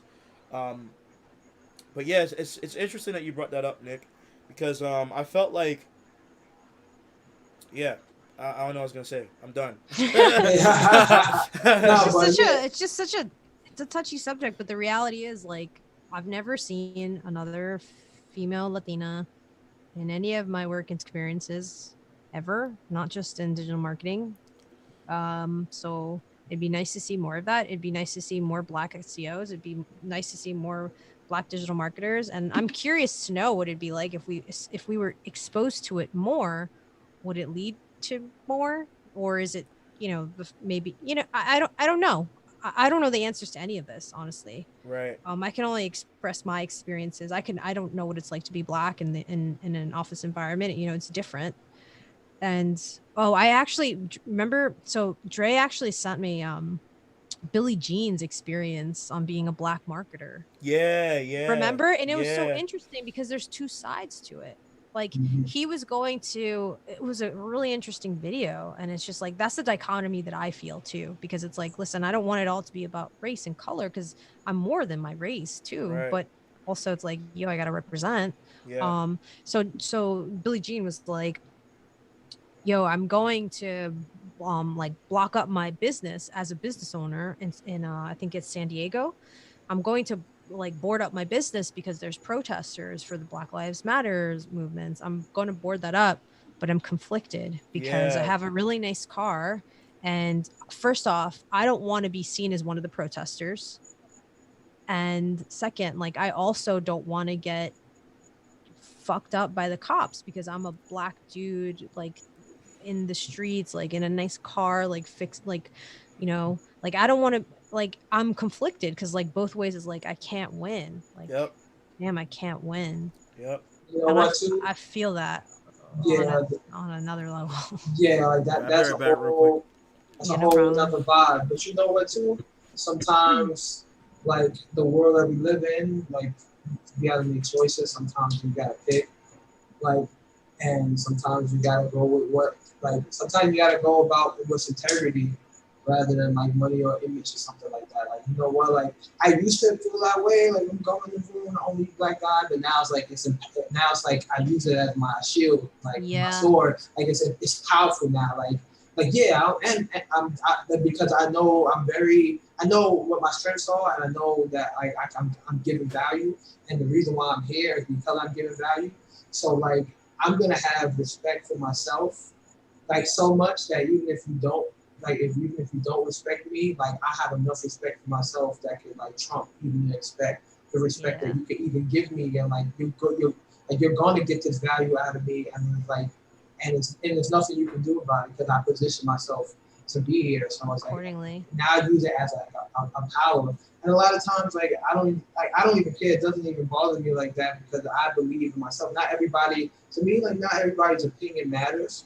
The people that I care about, their opinion. Well, it shouldn't, right? Yeah. But like, sometimes it just does. Yeah, but sometimes it does. But I'm starting to like be able to like get a sense of like enlightenment where it's like there's nothing you can do to stop my greatness. Yeah. So like like I'm going to use that passion and power within myself to assert that out. And sometimes when you assert that type of energy, it actually kind of shifts it shifts the energy. It just shifts the power towards you, because like you can't like just like I watch a lot of like horror stuff because my fiance loves it. I'm super scared of stuff like that, but just like it.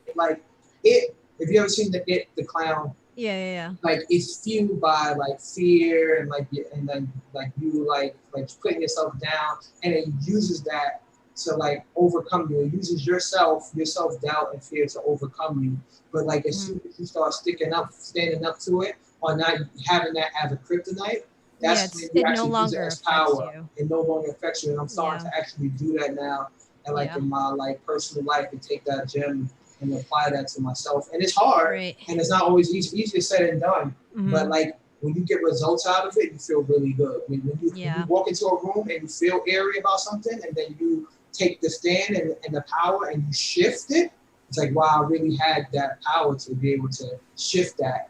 Yeah. And, like, there's something that, my bad to cut you off, but it's like it just adds to what you were saying. Like there's something that my marketing coach, who her name is Wes Cow, she helped build the Alt MBA program with Seth Godin.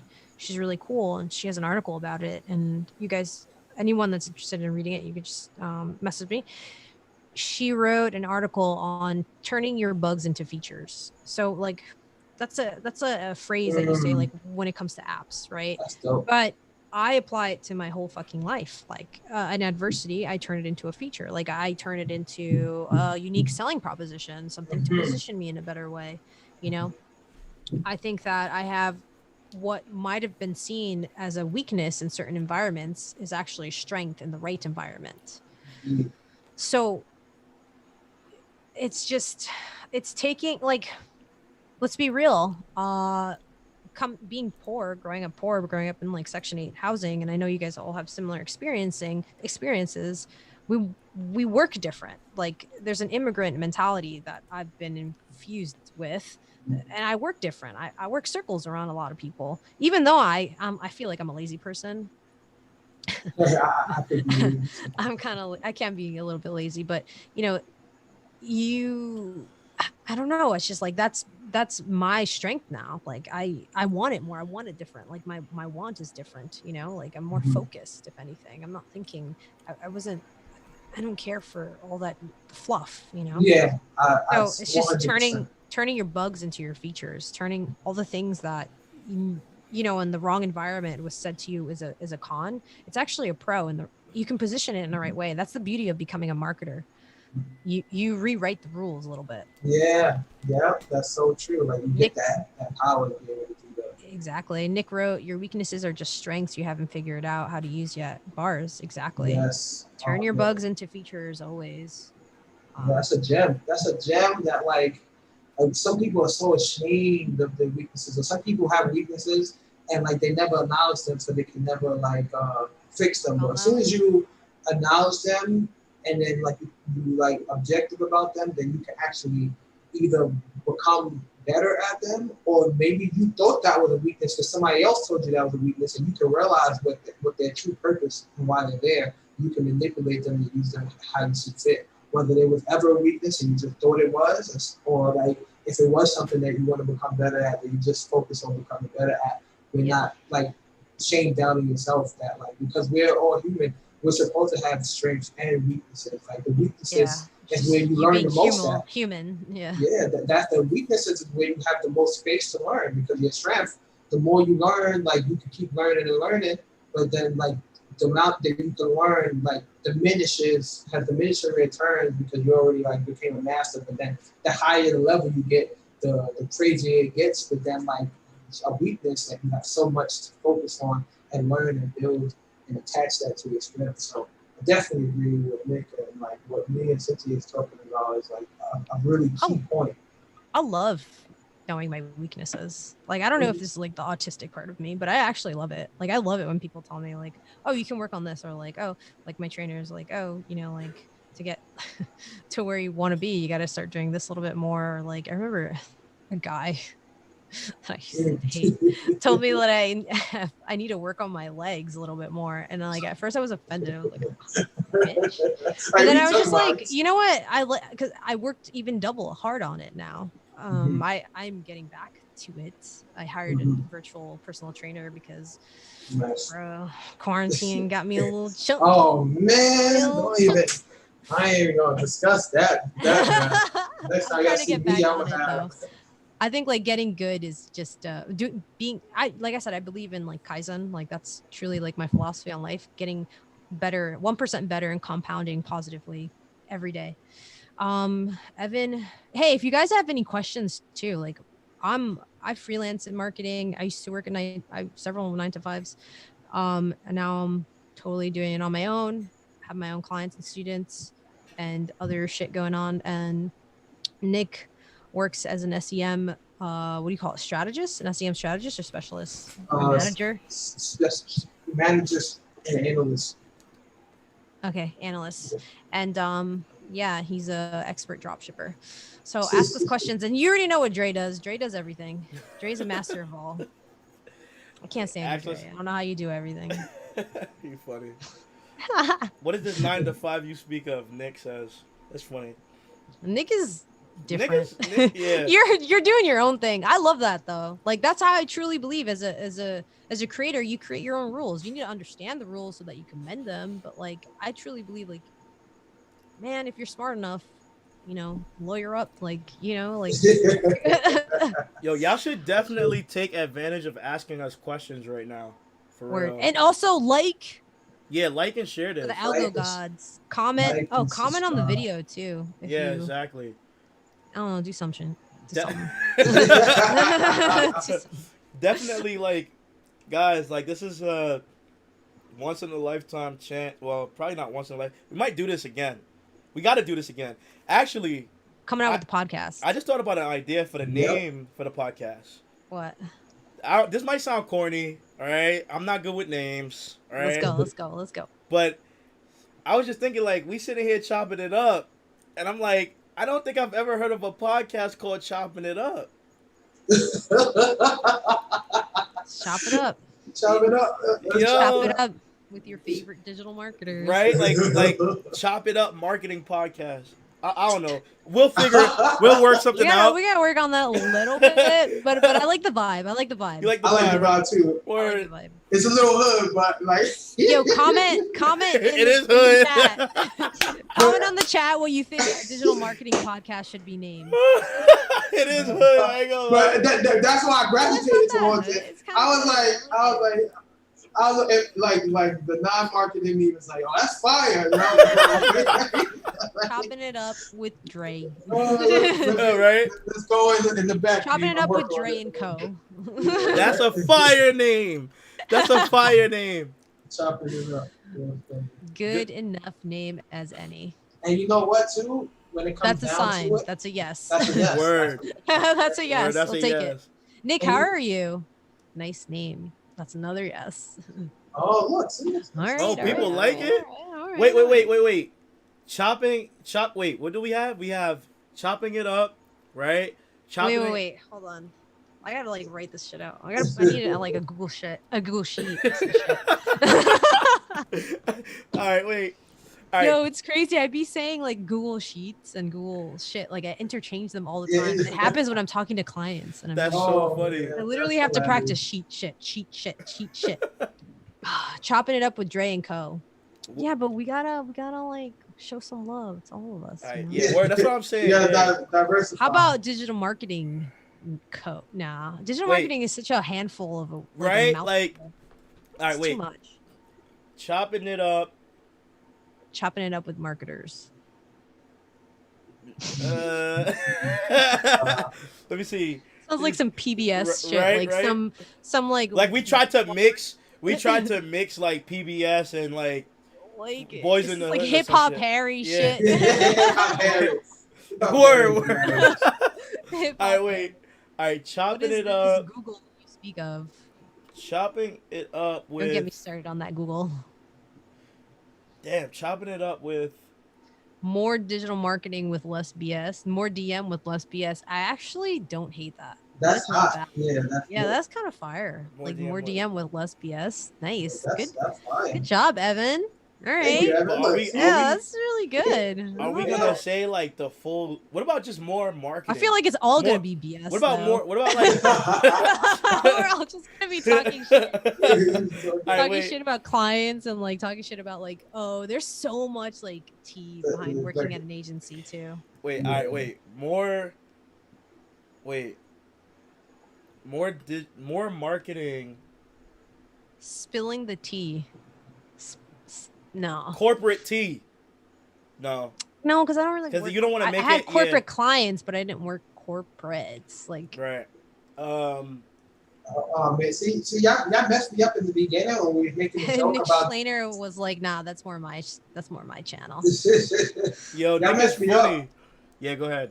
Y'all messed me up in the beginning because like when we were joking about like taking like shots of alcohol and then like doing it, like that still stuck in my head, like digital marketing under the influence or something. That's fire! But I don't drink really, so this is gonna be horrible. Damn. All I have to do is smell the alcohol and I'd be like, "You drink wine."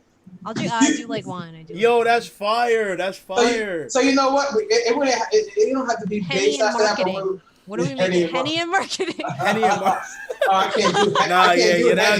Digital marketing under the influence is kind of cool. And anything is possible. It's possible. Yeah, anything is possible. they're not gonna, for branding purposes, they're gonna be like, this is not about digital marketing. This is about marketing under the influence. I like that though. Marketing under the influance. Yeah, that's fire. Let's drop the digital because this is what I said before. Like digital marketing is marketing. It's marketing. Yeah. All marketing is digital. Yeah. Facts. Like people like throw an extra word in like digital marketing to make it like no, bitch, it's 2020. Like marketing. Yeah, marketing under the influence. That's fire. Name. I like marketing under the influence. So the whole premise of it is we all have to have a drink. Right. And everyone that we like interview has to have a drink with us. And right. We have to just like, chop it up and talk analytics and it doesn't even have to be anything too like any Google like reports. Right. Google reporting. It doesn't have to the marketing happy hour. I said this to you once, Jay. Yeah, you did. I said that to you. That's awesome, Nick. Good shit, Nick. That was. But I think I like marketing under the influence better. All right, everyone, what do you like better, marketing under the influence or marketing happy hour? Our next podcast. No one responds. Well, honestly, marketing happy hour sounds fire too, but it does, and it sounds a little more like yeah.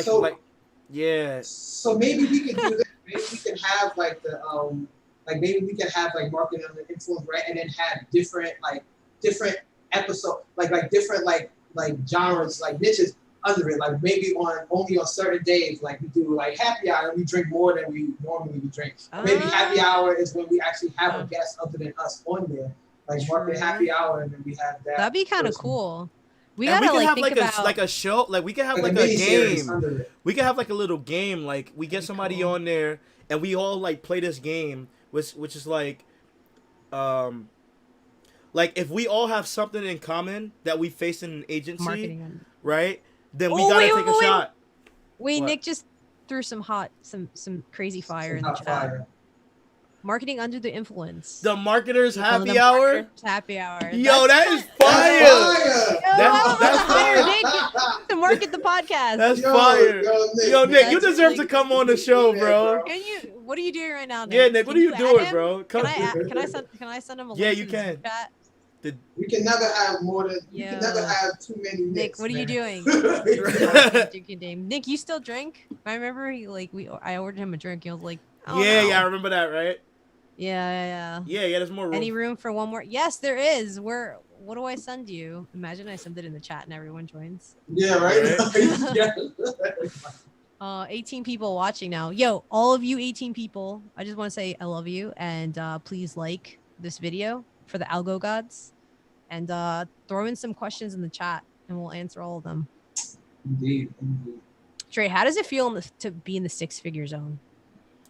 Feels amazing, honestly. Like I would have never thought, like before, if you would have told me that I'd be able to do this, I'd have never thought that because I used to make $12 an hour as a security officer. Yeah, I made less.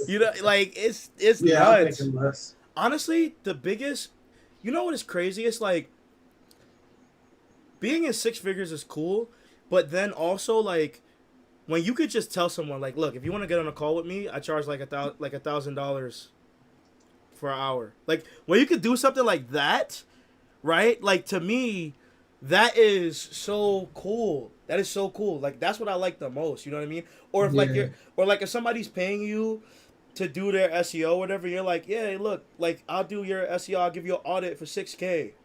Like for me, like before, I would have never imagined doing some shit like that. You know what I mean? Or being able to say that, being able to even say that. Like that's fire. Like to have that that identity, and then what they even go a step further. What also is empowering is that like when they paid $1,000, when they paid the $6,000, they're like the happiest person. They're like, this is the best money I've ever invested. Like when they get their money's worth too, it's like, oh wow, like not only did they pay what they paid, but they're not even like complaining about it or upset about it. Like they're like generally like, I'm gonna put my friend onto this, or like, hey, we might need to do this again. Yep. And that's when it's very flattering. Yeah, I feel like the coolest thing. What's the coolest thing? I love just like, I never thought I could be in a space where I could. It's Nick. Yo, hey, what's going on, Nick, guys? What's up, Nick? bro? I never thought I could. What's up? What's up, Nick? How you doing? Yo, I have the shittiest camera out of. And I'm the YouTuber guy. Like, this is your life. But you're also probably doing the best out of us. You have more subscribers than me. You're in the six-figure club. Yeah. I got 15 subscribers on I didn't even my start newsletter. yet. I'm building out my YouTube right now. Drake, can I plug my newsletter? Yo, plug it. Yo, everyone, can you subscribe to me? What is this subscribe you speak of? I'll should I send a link to it? I feel like this much. Nah, go ahead. Yo, Nick, those names were fire though. Yeah, thanks, guys. Yeah, Nick. Nick is you're such a marketer. You're the best marketing non-marketer. Right? I be getting tight. Like I'm like, dude, just like I tell Dre, I'm like, why isn't How much he have you a had? marketer? Like, what the hell? Not marketing, You're not because you're a marketer. You're like an engineer. Not, like you want to be an engineer. I'm the mechanical marketer because I'm studying mechanical engineering as well. Yo, that's a fire name too, though. The mechanical marketer. That's a fire name. That's a fire YouTube name. That's what I'm saying. Yeah, that's a fire brand. Like, that's fire. Dude, that's what I almost renamed my channel. Like, if you guys have seen my latest video, I actually just got my ham radio license. So for a while, I'm thinking I'll just rename my channel, my call sign for a little bit. But then, yeah, I might just change it to the mechanical marketer. Yo, you know what would be fire? You know what would be fire? If Nick, you could share this live stream on your Facebook page. Is it Facebook or can you do it? Can you post on wherever? Google? I mean, YouTube. No, he can't because you need a certain amount of Oh, you need like 100. No, 1,000, right? 1,000 to make the community posts. Yeah, it's something like that. I think it's more than that, but I think it's 1,000. Dude, Nick Battle, the other Nick in the house. What's going on, my brother? Man, I have heard of you for like a year. We were supposed to meet up when I came to New York last year. Wait, y'all never met? Last year. No, we never got to meet. No, what the hell? That's a fact. This is the first time that we've spoken a lot, but this is the first time we actually talked. I thought Nick was there when we all met. Yeah. That's what I thought. Oh, no. He was. I wasn't. Yeah, he was. I feel like one of the only members of that course who are like one of the like testimonial people from the course who hasn't met Seth. Because I know all of you have. Really? Karen has, I think. I still haven't. Wow. That's wild. That's Wait, wild. Nick, Evan just asked, how far are you in your mechanical engineering major? I'm a little bit stalled right now because I've had to drop some classes the past 2 semesters or so. But I'm gonna take a quick break. Hold on. All right. Sorry to interrupt. Yeah, no problem. All right. At the rate I'm going, I'll probably be done in like another year or so, maybe a little bit more. Dude, I think I might have a reason to actually stick around a little bit longer, because like one of the advantages of college, even though I'm not particularly for it, is the clubs, dude. So in one of my online classes over the summer, it turned out one of the guys in there is the president of the Ham Radio Club. And that's one of my hobbies for the past few months.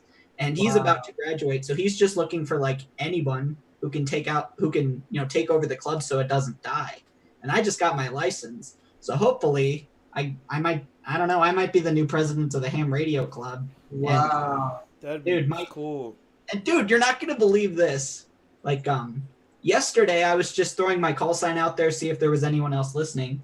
I met the guy who used to be like the custodian of the Ham Radio Club, who's kind of like the go-between between the students and the administrators.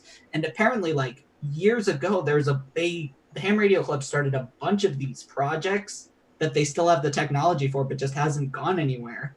So if I can just find all the old components, and like not only a good person, have a positive energy, but then being a hard-working person that's always willing to learn.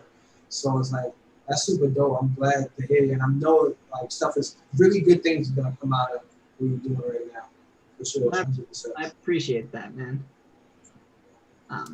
And what have you guys, enough about me. I mean, if anyone wants to see the video of me doing stuff with the radio, go on my channel. It's just my name. What have you guys been up to? It's been a while since I've talked to most of you. Well, I talked to Dre like a few weeks ago, but what have you guys been up to?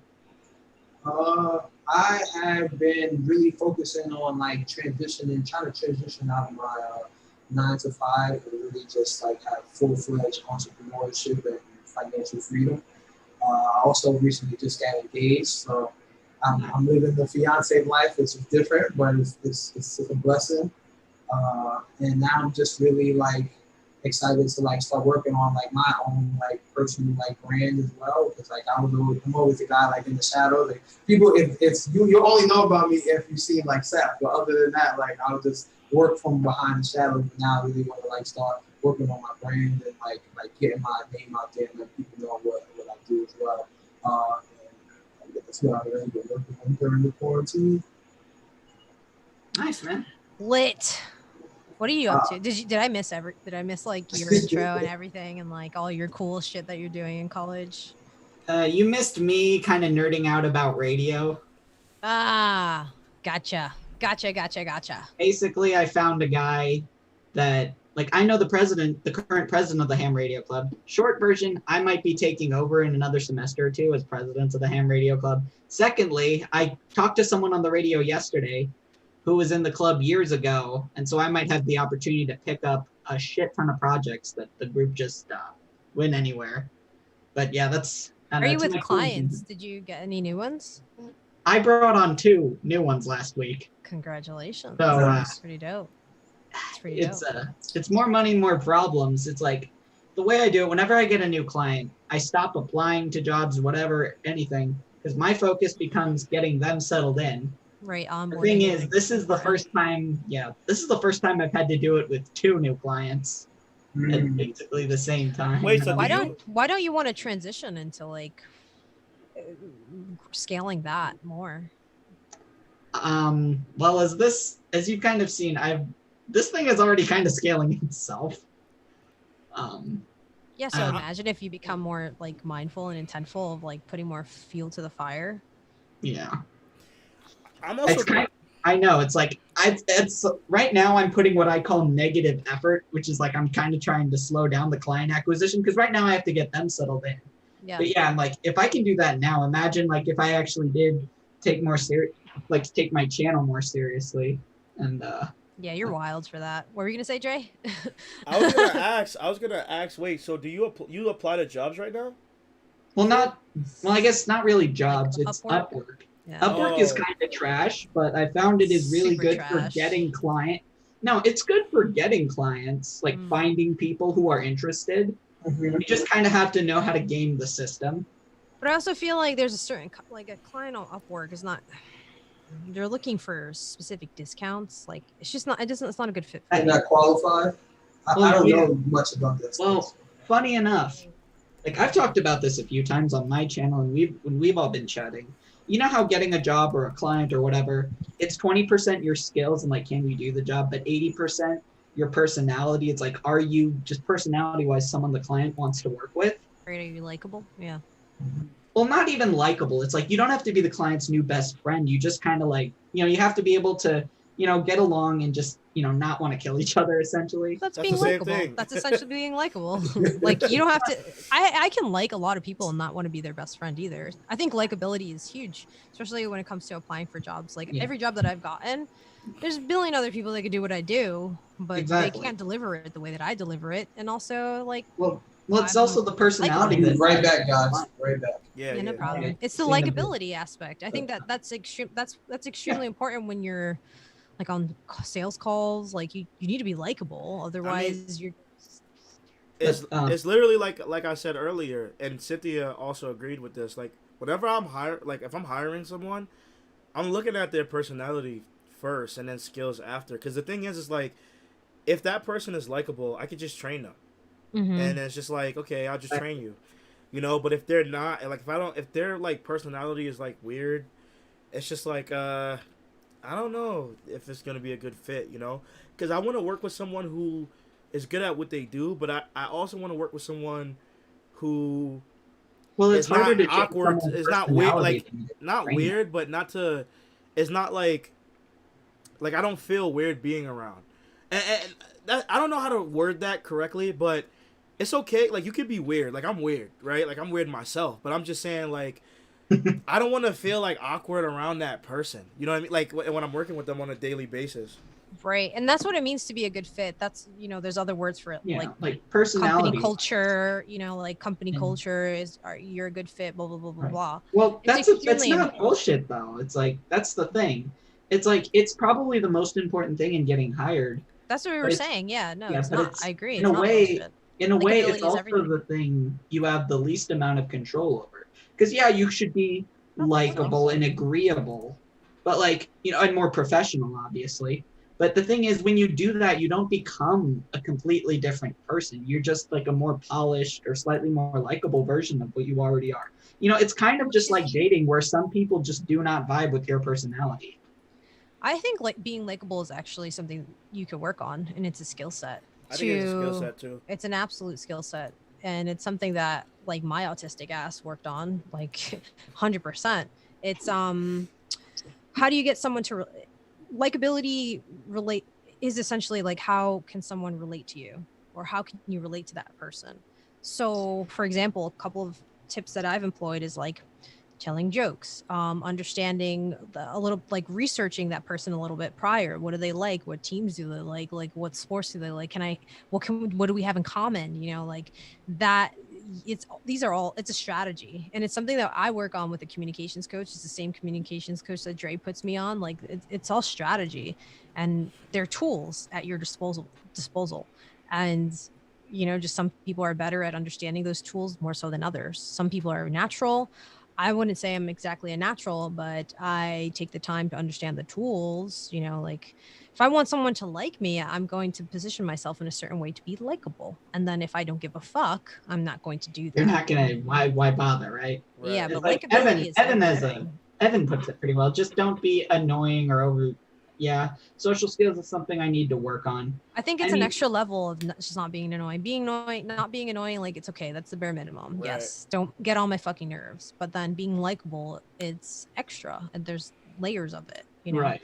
It's like dating. It's all like pickup artist shit that you can apply to life. Here we go.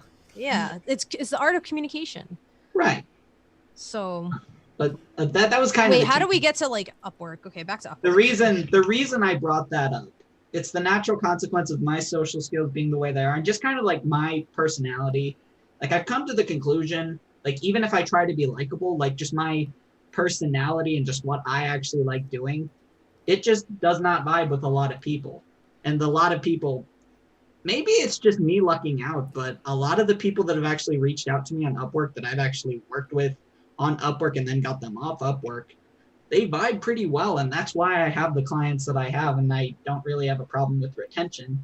That's because you're likable. That's because you're likable to them. Because exactly, like that's the point. It's like you can be likable to someone, but just kind of neutral or negative to others. Well, that's the whole point, though. Like, you don't want to be it doesn't make sense to. It's like not strategic to be likable to the whole world. Right. Yeah.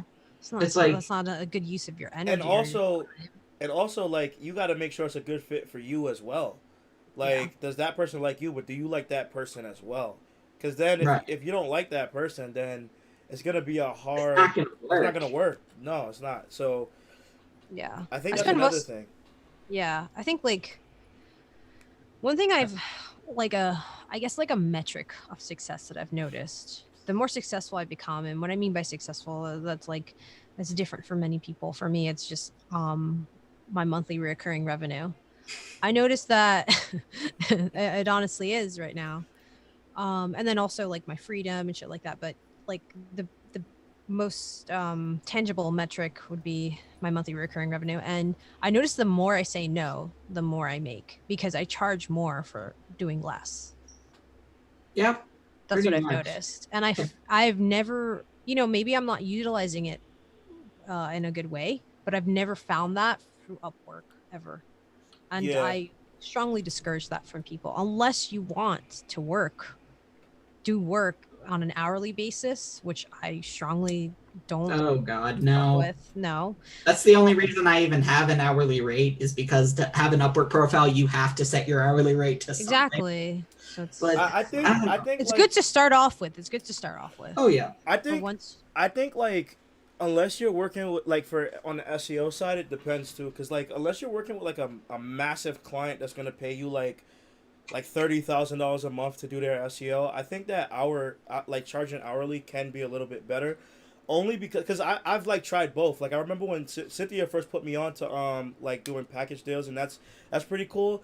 But what I've noticed as well is like with SEO, there's like little things that you might have to fix that might not immediately impact the company's like bottom line. And then the thing is like, because you're spending time fixing this like one technical stupid error, it takes so much time out of your time to fix that, and the client doesn't see that. And the thing is like, if you're working with multiple accounts, that can kind of overlap, and then there's like, like you never cascade down. Right. Yeah. So sometimes you have to be like, look, you guys are paying me for 10 hours. I've been working on this thing for like, 10 hours, and I'm trying to fix it, but it's not getting fixed.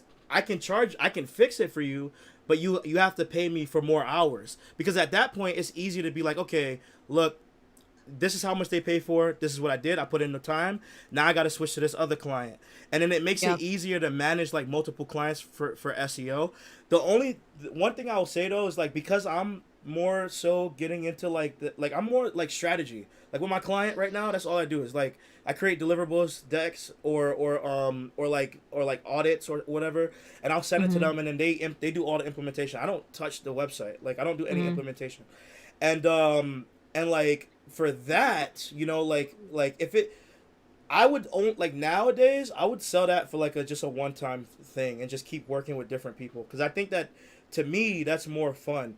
Like auditing a website every month is like auditing a website every month, same site, it's just like like it's but so much that can change. So at that point it's more so of like, the only thing I will do for them is like, okay, I'll do your on-page SEO. Like you just give me the content and I'll like, I'll do your on-page or something like that. But in terms of like technical implementation, I'm never working with a company that doesn't have a developer anymore. Like I don't have time to be sitting there trying to play developer and SEO at the same time. So if you have a developer, great, because all I got to do is just like direct the developer on what to do. You know what I mean? And that's more so. Right. You're playing that.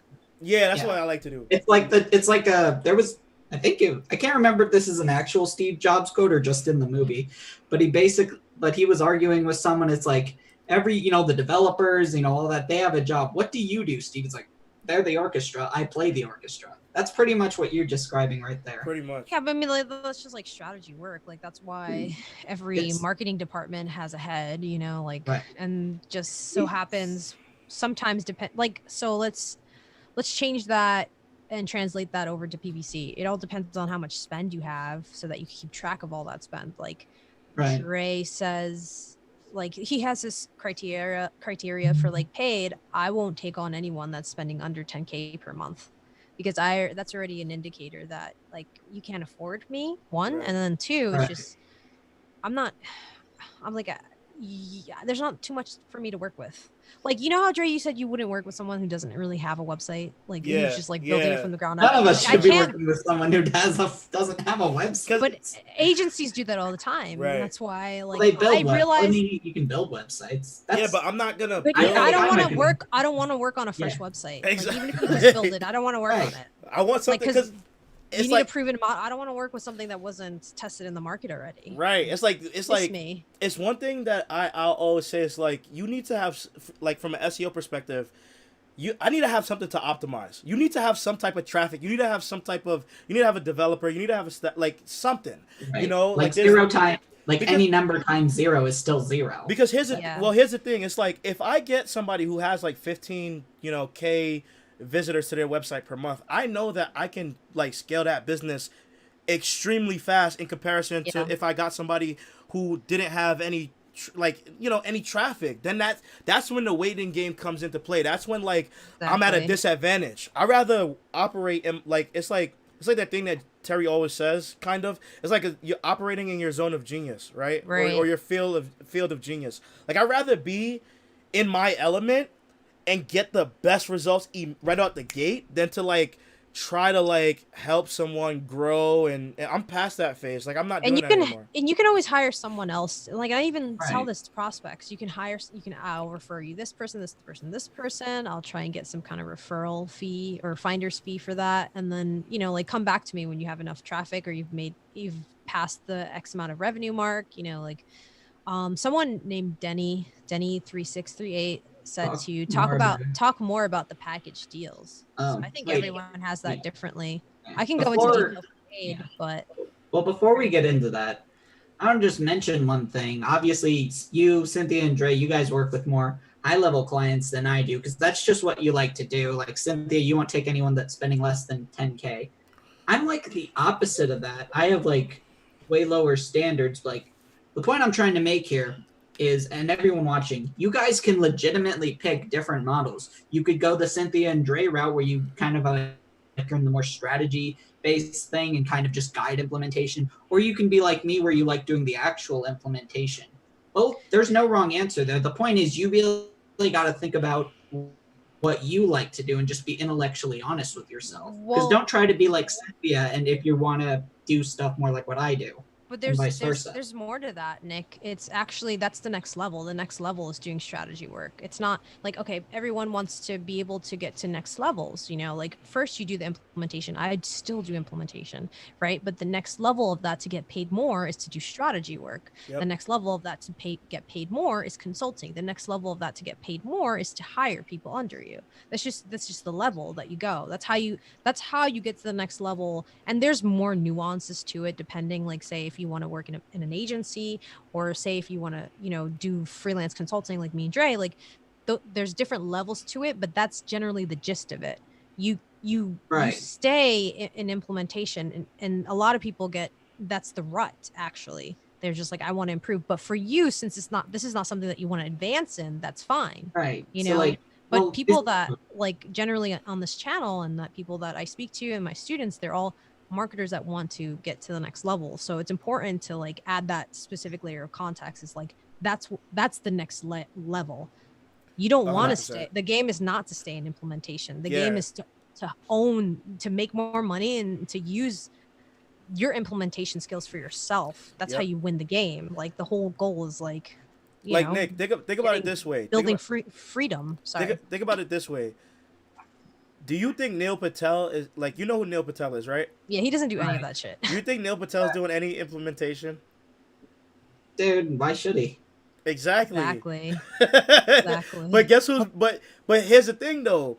How successful is he in comparison to like every other? Like, Neil Patel is like he's one of the top dogs in terms of the money that he's making in his company. You know what I mean? And just the people, like, think about it like this. If Neil Patel sold Neil Patel Digital tomorrow, right? He could like literally just say, hey, does anybody want me to come in and give you like a strategy session? You know how many people would be like, yes, like, I want to work with you, because he has this big, massive following, and he doesn't do any because he doesn't have time to focus on that. You know what I mean? Right. So like, yeah, to Cynthia's point, it's like, you have to kind of give that context, because like what you're doing is a little bit different. Like you don't plan on being in marketing for the rest of your life. You know what I mean? You plan on being a mechanical engineer. So I mean, it's a little totally different. different. Yeah, it's going back and forth. Like the point is, I get what you're saying. It's like that's probably what most people, at least on your channel, Dre, are looking to do with the next level stuff. And the natural thing you do there is advance from implementation to consulting to I don't know what's next. Yeah, that's the thing. But I'm sure it's the same thing with mechanical engineering. I feel like it's the same kind of career trajectory in a way. Like you're not doing so much implementation. Like once you get to a managerial level, you're offloading work and you're just directing, you know?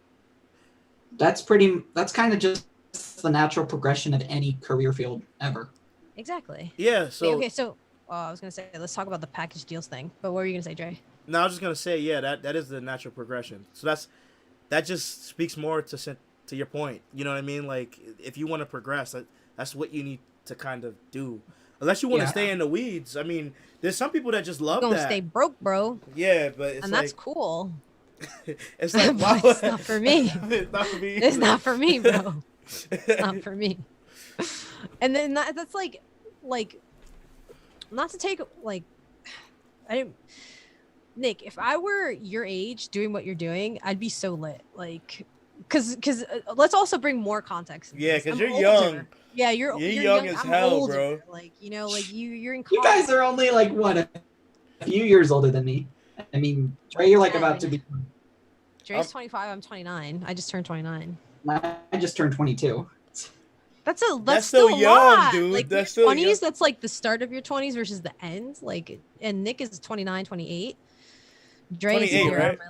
No, but it's all right. I'm used to being the young guy. I'm turning 30 in like 2 months. Oh shit, you're older, but it's the same shit. Dre, this Evan, I don't want to say your last name and then ruin it, but he said like Dre and Cynthia are out of my league. Well, hang on. Because we weren't. Like I was where you were at, probably less. Facts. Even less. Like that's how everyone starts. I started this game in digital marketing at 25 where Dre is right now. Like I started at 25. So that's crazy. 25, 26, later 25. And the packaging deals, I guess I can go into detail. Yeah, you can go into detail because I kind of adopted your thing. So the way I go about it, it's like it depends on the client and the client's needs. I think I take the very consultant approach, and something I recommend to students a lot is reading this book called the book I forgot. Right. Well, you do that. I'm gonna reply to that. It's called the coaching habit. The coaching habit. So I take that approach with dealing with clients in general. I ask a lot of questions. I try and get at the core of the problem so that I can. It's not even about charging more. It's that I can understand what exactly is your problem, and then matching the efforts to solve that problem with a money, with a specific, with numbers, right?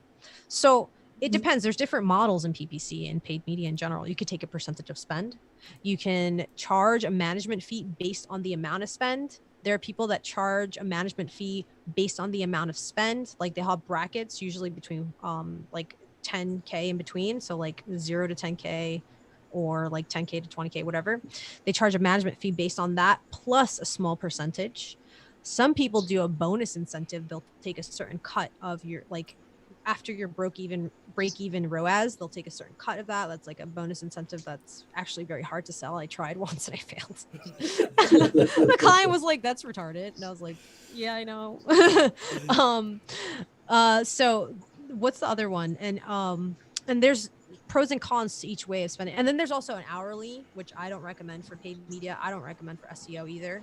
I don't recommend, period. But sometimes like I had to do that to start, especially when I was like in the weeds of doing like a little bit of everything. I was kind of like, let's throw an hourly fee on there.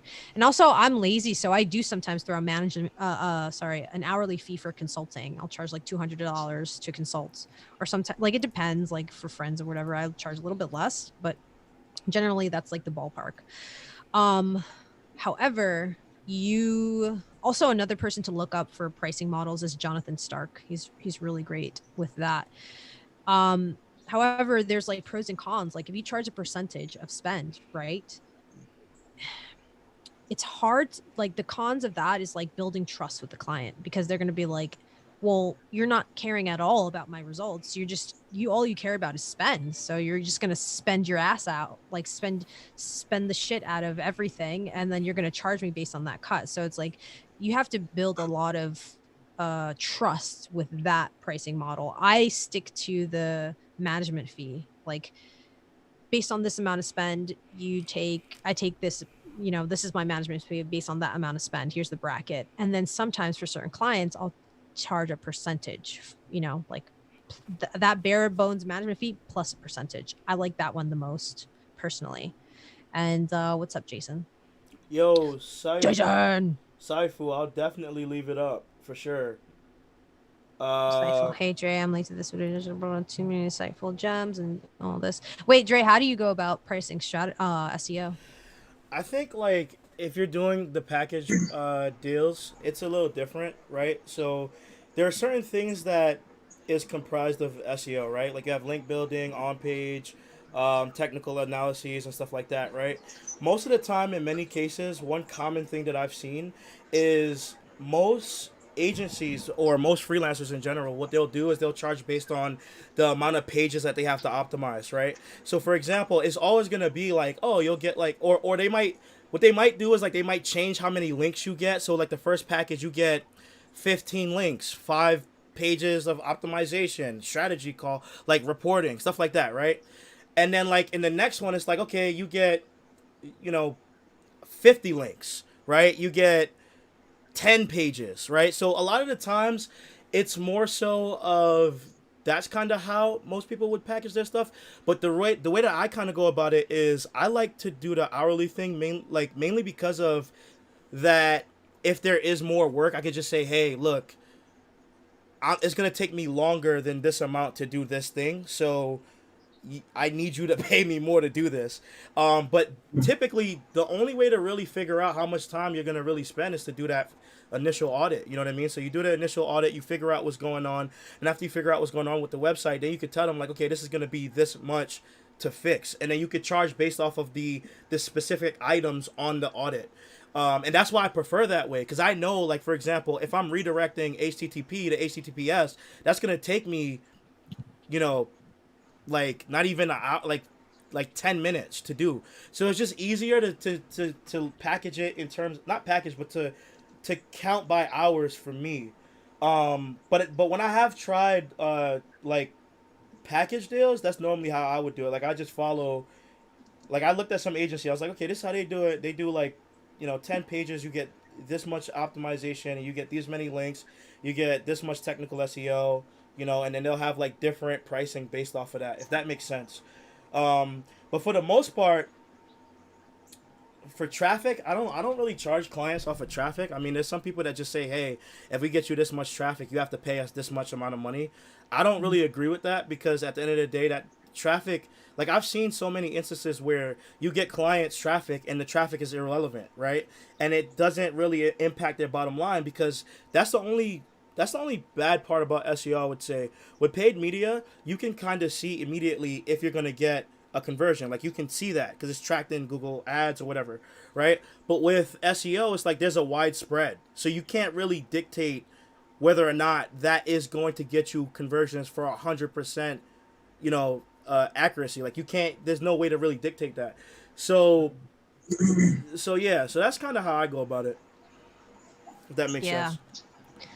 There's certain like Terry says that best way to, I don't necessarily agree, because I can't predict, I can make strong assumptions. Like forecasting? Based on, I can forecast results. I think Dre's point. Sorry? I think, correct me if I'm wrong, but I think Dre's point is it's kind of easier to track progress and more importantly, show clients the results. Because with Google and Facebook... No, I wasn't talking about that. I was talking about like different ways. Some people price like PPC on the results that they can get, like they project. But I can't do that because it's not a definite, it's not a... I don't like doing that either, yeah. Me neither. So I agree. So I was relating. I was like, oh, it's kind of hard to do that shit. So And sometimes you don't miss the mark, and I'd be putting in mad work anyways. And it's just like, I don't know. I can't control the competitive landscape, because sometimes just shit comes out of nowhere, like COVID. Like it literally, I can't control that. So I try COVID is just a giant monkey wrench in so many markets. Honestly, like I would recommend anyone, if you're if you're getting in SEO, like just go the strategy route, because at that point, like just sell deliverables, like sell a deck, sell an audit, because at that point, like you completely eliminate the hours, you eliminate the BS, like you don't have to do any of that. And then you could also just sell like a consulting package, right? Like, hey, you guys can call me once a month for like, you know, or twice a month for like $2,000 or something like that, and you can walk their developer through what he needs to do. Because then at that point, it's just like, it's so much easier, in my opinion, just to do it that way, because you already got the bulk of everything out the way, and now they just need their team to deploy what you gave them, and then you don't have to worry about shit. I agree, but don't you think it takes, like, I feel like it takes time to get there. I feel like you need to do the implementation. I feel like you do need to do the grunt work. Yeah. Hey, what's up, Jay? You're wrong. What's up, No, Jay? no. Yo, Jay, what's up? Yeah, no. Yeah, for sure. You definitely, it does take a while to, you gotta like be established, because obviously if you're trying, well, it depends on the type of businesses you're trying to work with. Like if you're trying to work with a local business around the corner, you know what I mean? Then it's just like, that person isn't gonna value what you're doing. You know what I mean? But if you position yourself from the jump as this like strategy person, as this like then I think you could just absolutely go and do that. 100%. That's why it's like, it's built. The name of the game is building perceived value. Yeah. Like tactics, you can learn any day. Yep. Building perceived value, and that's basically brand building for yourself. Yep. Pretty much. Jason said, I think clients don't understand the value of what they want. I think that it's at the time, there's some people that just don't know what they want. It's not just clients, it's just people in general. They think just because they give budget, they'll automatically make money. Well, that's your job to explain that's not the case. It's your job to, as a consultant, as a strategist, or, you know, it's your job to turn them away if they're not a good fit. But, you know, like if they are a good fit and they just don't know better, you know, educate them accordingly. Transparent. Like if you don't want to not be transparent and then just try to be like, yeah, sure, like I can do this, I can do that, and then you don't deliver, and then they're like, it's like transparency is like key. Like, and they're gonna when you're transparent, they're gonna have a different respect for you. Like they're gonna trust you more, they're gonna like you more, because then they know, the client knows that they feel like you actually really want to help them succeed. So it's like building that relationship with them. It's like if you don't build a relationship with a client, then like it would be a lot less, it would be way more stressful when they do things. Like some clients would be like, well, all right, well, we didn't hit the mark this time, but it's okay. I know you know what you're doing. I trust you, this, that, and the third. But like if you just say, yeah, I'm going to do this, that, and the third, and then you don't do it, then it's just like, oh, wow, and why didn't you say this earlier? Why didn't you say that? So building a relationship with a client is definitely going to make them reoccurring, because it's one thing to get a client, and there's another thing to keep a client. Facts. And that's one thing I'll say too. I think that retention is everything. I think that also speaks to like the hour thing too, because like if you have a good relationship with your client, they're not going to be clocking you. Like honestly, like I've been worst. Yeah, people that toxic client was clocking me. Yeah, like when they're clocking you, that's when you know you don't want to work with them. But like if you're doing good work and they're seeing results, they're not gonna care what you're doing. Yeah, they don't. They care about the results. Yeah, that's what they care about. Just like what Nick said, it's about. They're like so cheap. That's why I told you when I first came on, whenever I get a new client, my priority, it stops. They become my priority for the next, few days, most likely a week. And I also feel like when you're in that onboarding process, you have to set like the expectations from the clear jump. Expectations. Yeah, clear expectations. Like this is what you're getting. This is how it works. This is how you can communicate me. Like it's so many things you have to tell them, up front, so that they know like when the campaign starts what to expect. And a lot of the times when I'm onboarding a client, I like to under promise and over deliver too. So like when I'm, you know what I mean? Like, I do that all the time. 100%. You know what I mean? So it starts from the minute that they send some kind of inquiry. Like that's when that whole dance begins. Like it's setting that expectation. How do they find you? Even like the quality of the lead, like is it referral, and then that sets the precedent of how things will go moving forward too. Like how they'll see you. Do they see you more as like a worker bee, or do they see you as like an actual strategist? And I think like you, not only do you charge more when you position yourself as a strategist, but you're viewed as a partner, you know. Exactly. Like that's the goal. You don't want to be a code monkey or no, exactly. An entry Google monkey. Ads tech. Yeah, you want to be a partner in their business, and you're utilizing PPC, paid media, as a tool to scale their business. You know, but you understand the nuances of the business. You take the time to do that. That's the difference between an amateur and you know, someone that gets paid decent. Facts. Like even one of my clients, I was talking to them one day, and I was like trying to figure out how we can, like, you know, increase their revenue even further. And one thing I started analyzing was I took like all of their HubSpot data, I put it in a spreadsheet, and then I started like creating like charts, like graphs that demonstrate who's like selling the best, who's like who has a poor sales performance, and trying to find those people so that we can identify training opportunities. And the thing is like I started to realize that there was this one girl who was like getting like, she was getting like a fuck ton of sales in comparison to like everybody else.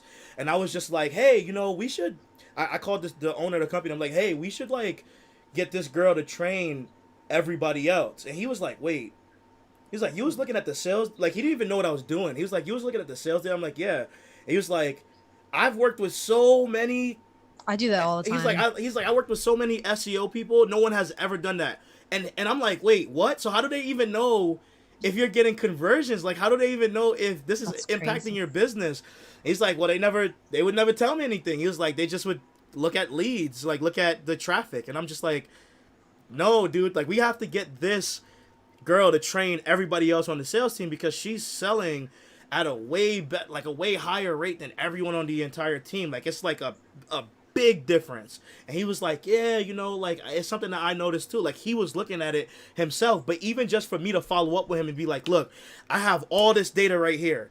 I've identified these gaps in this part of your business, which he's thinking to himself like, oh, this is just my SEO consultant, right? At that point. And that's when he realized like, oh shit, like you're looking at like all of this for me. And I'm like, yeah, you know, and that goes back to like being seen as a partner. You're a partner in business. And something that like, so I guess this applies for SEOs too, but like for PPC analysts, get outside the ads manager. Facts. Look at analytics, look at Shopify, look at whatever they're using as a payment processor tool. Look at their offer. Is what they're offering what people want? I mean, you should be vetting that. Well, yeah, that's like, if that's they a part of understanding their funnel. But like if they want you to market something that that you know isn't going to work, it's your responsibility to tell them that. Or that's initial. Like you should. That's 100%. Yeah, you should know that from before you even work with them. Yeah, before you even sign them, you gotta vet their. I'm talking about new products that they come out with after you start working with them. Mm-hmm. True, but I think you got a good sense. Like if their product that you've already vetted is doing well, then they're going to repeat that process, and they're going to understand there's a real need for it. You know, like you gotta smell what they're cooking way before they're actually cooking. You know, like the rock. Yeah, I'm not getting in there if your shit it smells like shit. Like I'm not getting. Yeah, but these are just ways to like vet. What are you gonna say? Yeah, like I seen Jason has said, I've had a client that was selling masks. I couldn't change the ad copy. Had limited keywords to use because Google blacklisted it as a sensitive event, right? And then it ended up flopping. But like something like that for me, like is a red flag. I wouldn't work with. I see. Yeah, exactly. I see. That's even a gray area with Google. It's just so much. I wouldn't even like personally. I wouldn't work with somebody who's selling masks right now, like at this time. It's saturated at this point. Like, but also think of yourself as like a surgeon. Think of yourself as a lawyer. Like, why would you take on a bad case to hurt your rep? You know, there's too much chance. Yeah. Like, the way, I mean, this is just my mentality. Like, I have a certain mentality that I view my hours like. I charge myself $1,000 an hour. So every hour that I spend, I'm very meticulous with it. Now, if I gotta I got to spend so much time learning about this whole new shit, like with like the whole restrictions around using COVID, figuring out how to get around them. Yeah, and I understand the gist of it, but it's just like, man, that's too much risk for me to take on because I care about the results of my clients. Facts. So it's like, I don't think I can give you results, honestly. Right. You're better off, like, don't, that's the difference. That's why I say, truly, when I started saying no, that's when I started making more. Like, really, there's there's times where it gets rough, but like, if you stick through that and you have conviction, you will make a lot more. That's why I like qualify push past the 10K monthly phase, for sure. That's why I like freelancing. You have more freedom over the clients you take on. It seems like at an agency, the worst part is an agency. Yeah, you have to basically work with the clients they tell you to. Oh, and they're just trying to make the sale. They're just trying to make the sale, so they're the worst. I know, but the thing, depending on the agency, at least with me, if somebody reaches out to me or I find them on Upwork, I look at their website, figure out what they're selling. It's like, if it's something that's a gray area with Google, like masks right now, or CBD stuff. CBD is good for SEO, not with PPC. Stuff like that, or just some really weird thing that I'm just like, I have no idea how I'd market this. Like, I don't even know where I'd put into the keyword planner. Like, I have more freedom to choose that, whereas if I worked with an agency, if I got a client like that, I'd kind of be stuck. Because I'd say, dude, I have no idea how I'd market this. Well, even that's why it's like I eventually quit. I was like, I'm not fucking working with this person. Like, I would just say that. Like, I'm not doing this. Like, this is ridiculous that you promised. Like, I would get into fights with the sales rep. I'm like, this is ridiculous that you promised these results because they're not possible. I would bring up reports after reports. Like, I was the problem. And actually, my boss enjoyed that, but... Enjoyed what? Enjoyed that I put up a fight. Okay. I did it respectfully. They were over-promising. Okay. Well, I did, and it's something that they improved on moving forward. I think it's good to put up a fight as long as you do so without, like, I'm not trying to purposely hurt you. I'm just trying to improve. Improve, because we're a team, and that is a big problem, that hurdle that I didn't enjoy working at certain agencies, is that the sales rep, sometimes they don't take the initiative to understand what the SEO has to do, and then they just promise all the results, and then they say, oh, well, we tell them you was going to do this, this, this, and this. So can you have this done in a month? And it's like, no, and sometimes you find yourself having to do their job and want to be on the calls when they're supposed to be representing, because you don't want them to say something that's outlandish and then not even gonna make sense or not be possible. So it's like, and they never you feel like sometimes it's you versus the sales rep, they're not even part of the same team.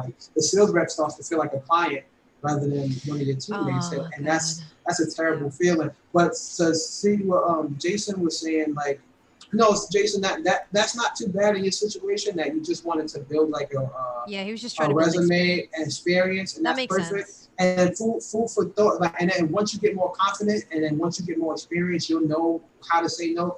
Since you said we all had that problem in the beginning, but to give you more insight on maybe what you could have, some advice, or maybe what you could have done, doesn't mean it would have worked. Is that all right? So masks are it's you can't mess with the keywords, you can't mess with stuff like that because masks is negative on Google. Sometimes you can explore what that campaign will perform on Bing, because sometimes Bing doesn't have the same restrictions as Google. Sometimes it's all about taking another avenue, they talked about CBD. I remember when I had a CBD client, Google was cutting that off. But then the reason why they were so happy with me because I made the money is because I took the PPC aspect of it and I translated it into native marketing. CBD, you can do PPC for CBD, but you have to do it through native marketing rather than Google. You have to go on Outbrain. You got to go into Ula. You got to go on Connexity. Like different PPC avenues. Don't be afraid to take the methods that you learn from learning from Google and Facebook. Learn other platforms. It's the same mechanics. You just have to learn. It's just navigate different navigations. But once you understand the core sense of PPC as an art, you can do it across different avenues, and you don't only have to stick to Google. Sometimes Google is not the best for that niche or for that product. Maybe you have to explore different avenues within that to succeed. I feel the same way about search, just SEO on different platforms, SEO on YouTube. I know SEO on YouTube, right? But I never use it on my channel. But like sometimes I'm like, damn, I should just go as hard with SEO on YouTube as I would go on like Google, because like I've done like at agencies that I've worked with, like I've created decks about like YouTube SEO and shit like that, and I never take advantage of what I really know. But I also feel like YouTube is like so unpredictable at the same time in comparison to Google. You know what I mean? Like there's so many best practices and stuff like that, but with Google, I feel like I have Google down to like a science. Like I know exactly what to do to get the result, right? With YouTube, it's like I could try this, I could try that. You know, I have to keep testing. But I never like take full advantage of it on my YouTube channel, to be honest. But I should start doing that. And you definitely should, because it's super powerful. Like the main thing is find out where your audience is hanging out at.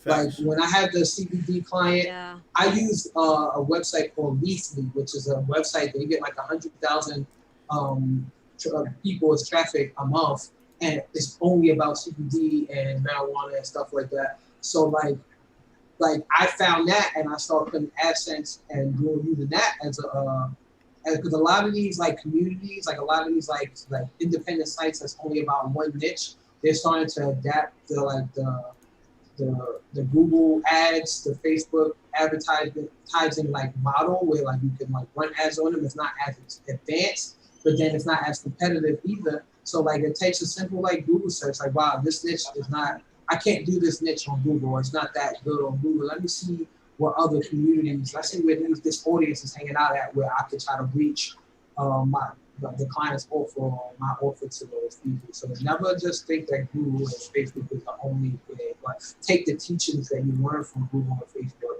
and apply them to anything else that you would do, because it's really the same mechanics, right? ROI is ROI. Optimizing is optimizing. Go a step further, like to that point, like understand the business model, and solve the business problems, the business pain points. And then diagnose, does Google make sense? Does Facebook make sense? And before you even do that, like understand who the target user is, or the target consumer. Who are they? Like define that if they haven't already defined it for themselves based on whatever data they have available. And then discover or try to discern whether or not Google is a good avenue to tackle that. Like Nick was saying, is Google a good avenue to tackle that or to target them specifically, or something else? Because like it doesn't always have to be Google. You know, usually PPC is a, like in the funnel, it's a bottom of the funnel kind of marketing avenue. You know, it's like it's when you have all of the top of the funnel shit figured out, and that's when you employ PPC. What people do when they fuck up, and they don't, like, you could do it, but sometimes they don't know how to do it, is like they use Facebook or PPC as a tool to for product market research, and to figure out if, you know, like they spend money in order to do that, and then they're expecting results, when it's just like, no, you shouldn't be expecting results right now. The whole point of running these campaigns is to figuring out who's gonna stick. You know, like you're not utilizing it, you know, like obviously when you're utilizing it in that way, profit is not the goal. The goal is understanding who your target consumer is. If you're using it to find product market validation, you know, it's like understand all the capabilities of these tools, but you know when to bring the tool. Like you don't always need a hammer. Sometimes you can just push it in yourself, you know. That's so true. I'm such, especially in SEO. And honestly, we should just start like roasting, like influencers about like their like ClickFunnels. I fucking hate ClickFunnels so much. Nobody has figured out the fundamental truth of ClickFunnels and the landing page industry as a whole. It's effective though. It works. I feel like you got to understand the psychology behind it. Once you do, it's just like, all right, you could do that. That's why Kartra came up. You know, like there's better tools now. But like, Jay? My bad. No, it's all good. I was just saying, like, overall, I'm such a big advocate of learning how to do everything manually first, and then doing everything that, like, with tools and stuff like that. Like, I use like, I don't know if you guys know what Screaming Frog is, but you know, all right. So I use Screaming Frog to crawl a website, right? To identify like all the technical issues and just the issues in general, and to see the website how Google sees the website, right? But I know how to do all of that stuff without Screaming Frog. Like I know how to identify all of those little issues without Screaming Frog. I don't need it. Screaming Frog just makes me fast. It just makes me more efficient, and that's why I like to use it for. But like tools in general, like tools in general. That's why when everybody's asking me like, Dre, what's the best like keyword research tool? It's like, yo, you can use Uber Suggest and get the same result as if you use KW Finder. I'll be using that too. Like for real, like, you know what I mean? Or you could like literally. I'm seeing some new faces. Yeah, me too. Yo, like this video. Yeah, like the video, comment on the video. Yeah, please. Somebody actually subscribed. Somebody actually subscribed. So whoever subscribed, like all of it. Congrats, new subscriber. You're about to get fire content. Wait, so Jason wrote, I feel like learning ads is the best place to start because they have them. Yeah, Google. I think once you figure it out, Google. Sorry, what did I say? You just said ads, but Google, my bad. So once you you understand Google ads inside and out, it's very easy to understand everything else. Like I think you can say for Facebook, because I can easily transition into Pinterest. Right. Well, I can easily transition. Because think about it. Well, I easily transition with Facebook, understanding the basics of Google, even though it's a different like model. It's CPM as opposed to cost per click. But I can now transition easier to programmatic platforms like Taboola, like Outbrain. There's another one called whatever, I forgot. And also Snapchat ads. Like I'm learning that. Like I can just like hop on like nothing. You have to learn that soon. And TikTok, if it doesn't. TikTok. But it's all. Isn't there like easy. A big like lawsuit against TikTok right now? Yeah, I'm not even sure. It's limbo, but here's the thing. Don't invest in that. The point I'm trying to make is that in PPC there are basically two forms of targeting. There's keyword based, which Google Ads is kind of the poster child for, and then there's audience based, which pretty much Facebook Ads is the poster child. Well, then that's not PPC. That's not PPC. That's paid media. PPC is pay per click when you pay per click. Yeah. Facebook isn't PPC. It's, I mean, like they get thrown in there, but expand PPC to paid media. It's what I say paid media. I don't say PPC. Yeah. Point is, all of paid media is those two targeting systems. Google Ads and Facebook Ads, keyword and audience-based targeting. At pretty much every other platform you could think of built their ad platform on both of those two. Yeah, one of those. So if you learn both of those, like you'll be able to like do all of them. Like because you'll have all the. Once you understand the basics. That's a fact.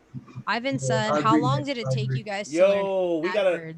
My bad. Wait, we got another coaching client in here. Dario, what's up, bro? I hope you're... What's up, Dario? I hope Dario. Like this video. Yeah, right? Like the video. I hope you're getting a... Comment for the algo gods. A bunch of gems. Because Dario's really big. Yeah, let us...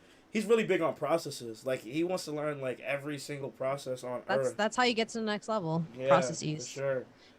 I've been asked how long did it take you guys to learn AdWords? I'm barely starting out. We'll learn Seth's course. Don't take Seth's course. I'm just kidding. I'm just kidding. I'm just kidding. I'm just kidding. I'm just kidding. I'm just kidding. I'm just kidding. I'm just kidding. I'm just kidding. I'm just kidding. I'm just kidding. I'm just kidding.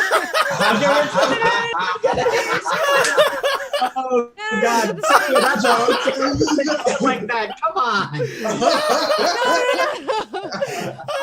I'm just kidding. No. Hang on, where's the link? I gotta send it to him. No. First off, I'm so grateful for Seth. Seth, like, honestly, Seth exposed me to everything, right? And now I'm living, like, I live in complete freedom at this point, and I don't live paycheck to paycheck. I live pretty good, and it's only getting better from here. He was a great push for that. But if you want to, it's hard right now to get, if you want to get serious mastery of Google Ads right now, I would just go straight to Isaac's course. And then, yeah, just go straight to Isaac's course, just because even in Isaac's course is a little outdated, but at least he teaches you the fundamentals. If you,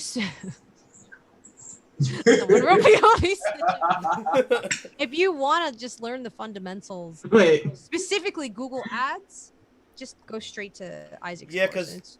Because Seth's course is really the fundamentals and the psychology behind it. Right, like Seth's course is really designed to like help you get a job, right? But like it doesn't teach you.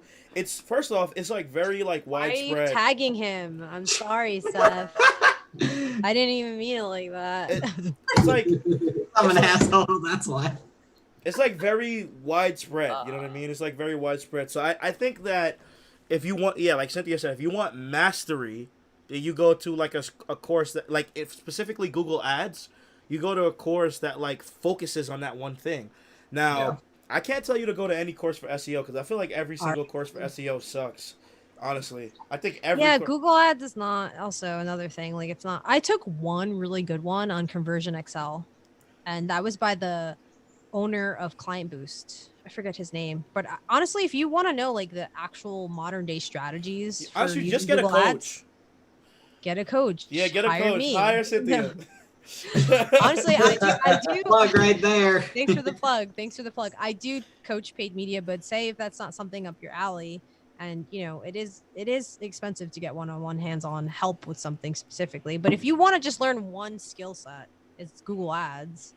I really like Conversion Excel. I would look up Isaac's course. That's just the bare minimum, honestly. Like from there, you'll realize some things are outdated even from that.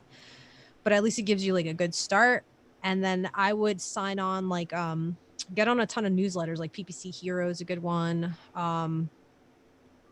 Search Engine Journal. Also, like I love Client Boost, their articles, and they do it in a way that's cool and fun. And like I would just sign up to all of their shit and look up tutorials on YouTube. And then the next level of that kind of mastery, if you want to get clients, if you want to get a job, that's when I would recommend coaching. I would recommend more help there. Because it's a full 360 approach to get a job.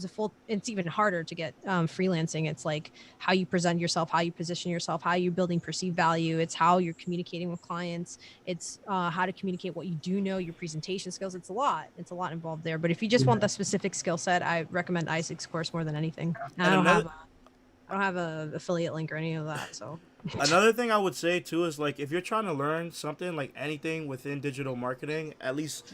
This is what I like to do. I think specifically for SEO, right?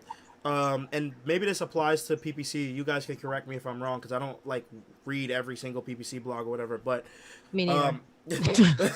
But like, if you really want to like learn, just go on Google, type in like award-winning SEO company, right? Like, and you'll see some companies that you have never heard of that are not like big on YouTube, that are not like like these big known gurus on the internet, but like you'll find their content and you'll see their content is vastly different than other people's content. Like actually I did this the other day.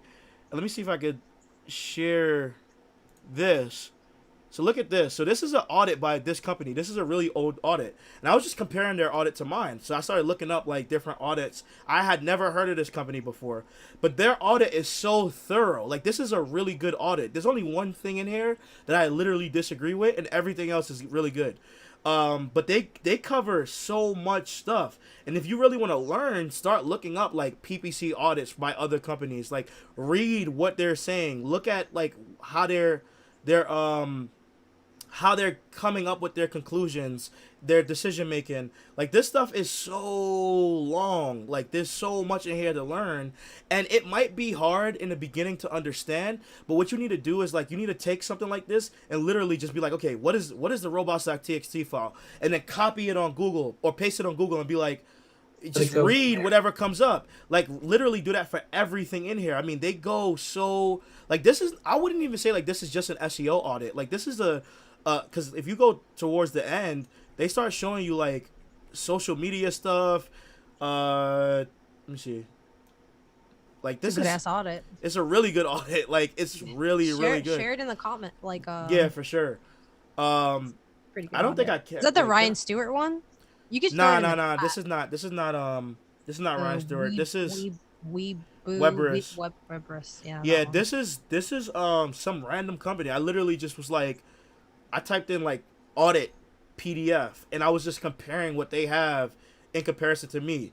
And I'm just like, oh, this is a really thorough audit. Like my audits get thorough, but like some of the stuff that they was adding in here, I was like, oh, you know what? I could take that and I could take that. And it was like really good to look at, So whenever you want to like really learn something, just look at like all of the hidden bosses. That's what I like to call them, right? Like that's a good term. Yeah, like don't go to like all of the big people, because those people are at a point where like they're just trying to like continue scaling, right? They're just trying to continue getting their brand out there. They're not touching it anymore. Right. Like, they're not as hands on. Rightly so. Exactly. Yeah. You wanna go to the people who are trying to kill those people in it. Like they're like trying to get to that point. You want to follow me and Dre. Exactly. And Nick and Nick squared. Facts. You want to follow us. Okay, who's the Nick squared? I should be the Nick squared because I got to deal with that shit in engineering class. Well, fuck that because I don't. I just deal with squaring my check. Hey. Hold on, guys. I'll be right back. The mystical like thing is leaking over here. Oh, okay, no problem. I don't know if y'all see the smoke. I do. I figured it was like you gotta put out fire. Yeah, put out that fire. By the way, it did take me about, also like with Nick, it took me about 6 months to get decent at Google Ads, but that was hands-on training. Honestly, working in an agency, I didn't really learn. I'm not gonna even say anything about. Look. I'm gonna be completely honest. The most. No. I'm gonna be. I don't want to be. No. Look. All I'm gonna say is this. Is all I'm gonna say. I'm gonna say one thing. I'm gonna say one thing. If you want a job, right? And you want advice on how to position yourself. You know what? Hire a coach. Never mind what I was about to say. Never mind. Yeah, it's just why? Yeah. Why? It's not. How did it take you guys? Okay, I read that already. Random question: has anyone done PPC and paid media for real estate clients? Yeah, been there, done that. Never. It's cool. What's your question about it though? Thanks Dario for following all of us. Appreciate you. You're a gem and I love you. Seth, you didn't hear that. I love you, Seth. People be snitching on Cynthia. No, that's my job. Just Nick. I'm people. I'm people. He's 22 and in college and is absolutely reckless. Have any of you in the panel? Yo, listen to this. We're in a panel. This is a serious panel discussion, guys. This is a marketing panel. Why so serious? Cause put on your business shirt. Let me take off my tie-dye and put something more formal. Fine, I'll be right back. No, don't. Wait, are you actually gonna put on a business shirt? All right. This is the gems you only get from a live stream. Fine. Nick is gonna strip for us. us. Shit. Oh, he really got. I can't remember the last time I actually wore this. Yeah, I'm about to put on a blazer too right now. You know what? I'm about to do it too. Nah, I'm joking. No, wait. I got my... Wait, what else do you have? Wow. Let's do it like that. No, keep them on. Please, keep them on. We needed to answer the questions. Please be professional. Thank you. Wait. Okay. I'll do one more. What do you look like? There, go Cougs. You look like the Unibomber. You're looking to bomb someone. What are you doing? Yo, Nick. I was about to say something reckless, but I'm not. Yo, Nick, you're too reckless you speak of. You don't want to know. Have you? Oh my god. Have any of you in the panel sold leads to businesses using email marketing? I feel like you've done that, Dre. Yeah. I use email marketing for something else. Not for e-com. Yeah. Well, I have done that, but it's a little different. I wouldn't say utilizing like email marketing, but I have sold leads to businesses with like SEO, ranking like there's this model called Ranking Rat where you basically rank a website in a Google My Business, and then you can like use call forwarding to like send leads to other businesses. So all you gotta do is call, like once you rank the business, you just call them and you're like, yo Nick, I know you're not gonna seriously like. No, let him rock, Dre. Let him wear. No. Put him back on. Thank you. Continue.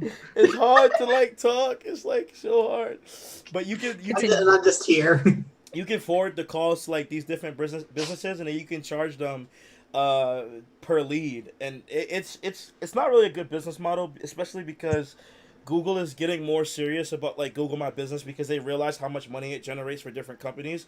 So they're actually gonna start like making Google My Business paid. I mean, they've been saying this for like the last 3 years, but But I think it's going to happen. I think it's 100% going to happen. There's still going to be a free listing, but what's going to happen is the people who pay for their listing, they're going to have more features and be able to like be seen higher in the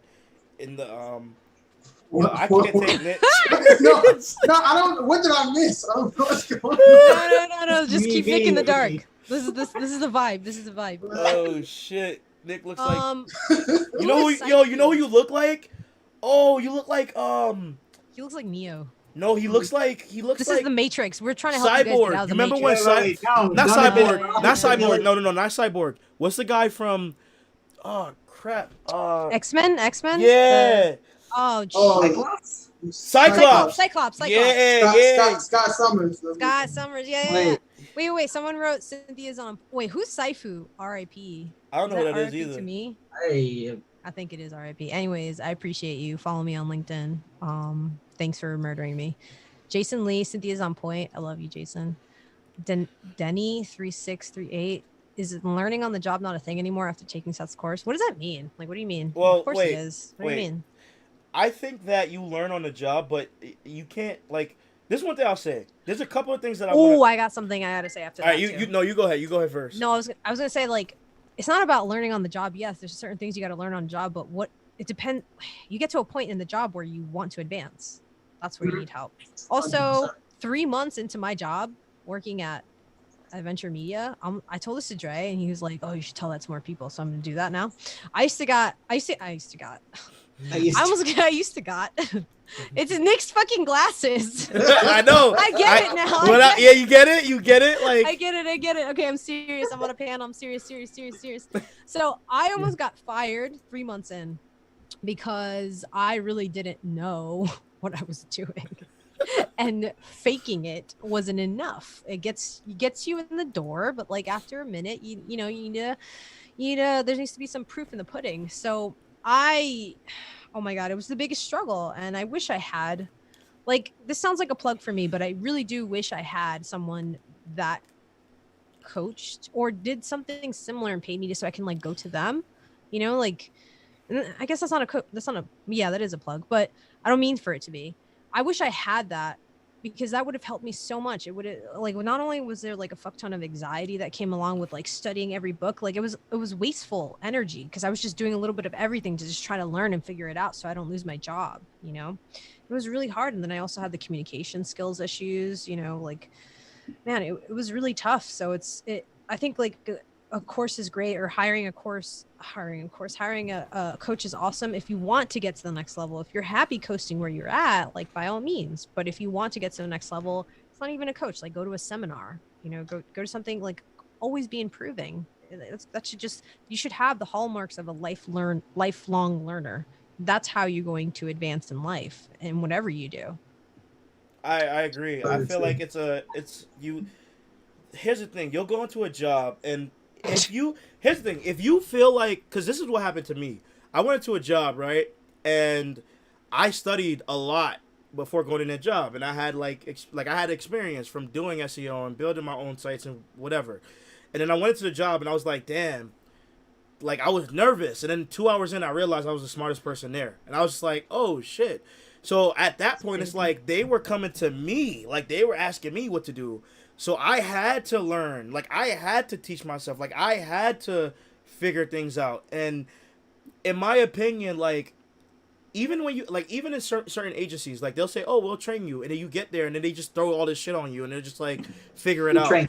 Yeah, like, it's like, it's like, well, it's just like, figure it out. You know what I mean? And that's going to happen all the time. So here's the thing. If you really want to progress in your career and you want to start in a good place, I would say literally practice using Google. Like I know that sounds crazy, but like that's your job. Like you go to work, and I remember like when I first started, one of my biggest things was like, oh, I don't want anybody seeing me Google anything on the job. Like I don't want nobody to see me doing that. Everyone does it.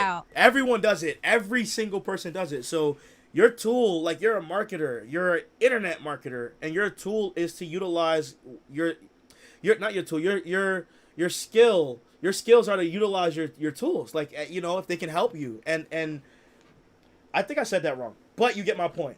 Yeah, definitely. Yeah, I get your point. Basically, you're saying like your job is to figure it out, right? Exactly. But sometimes I think when you want to get it to the next, so you have two things in life. You either have resources like money or you have time.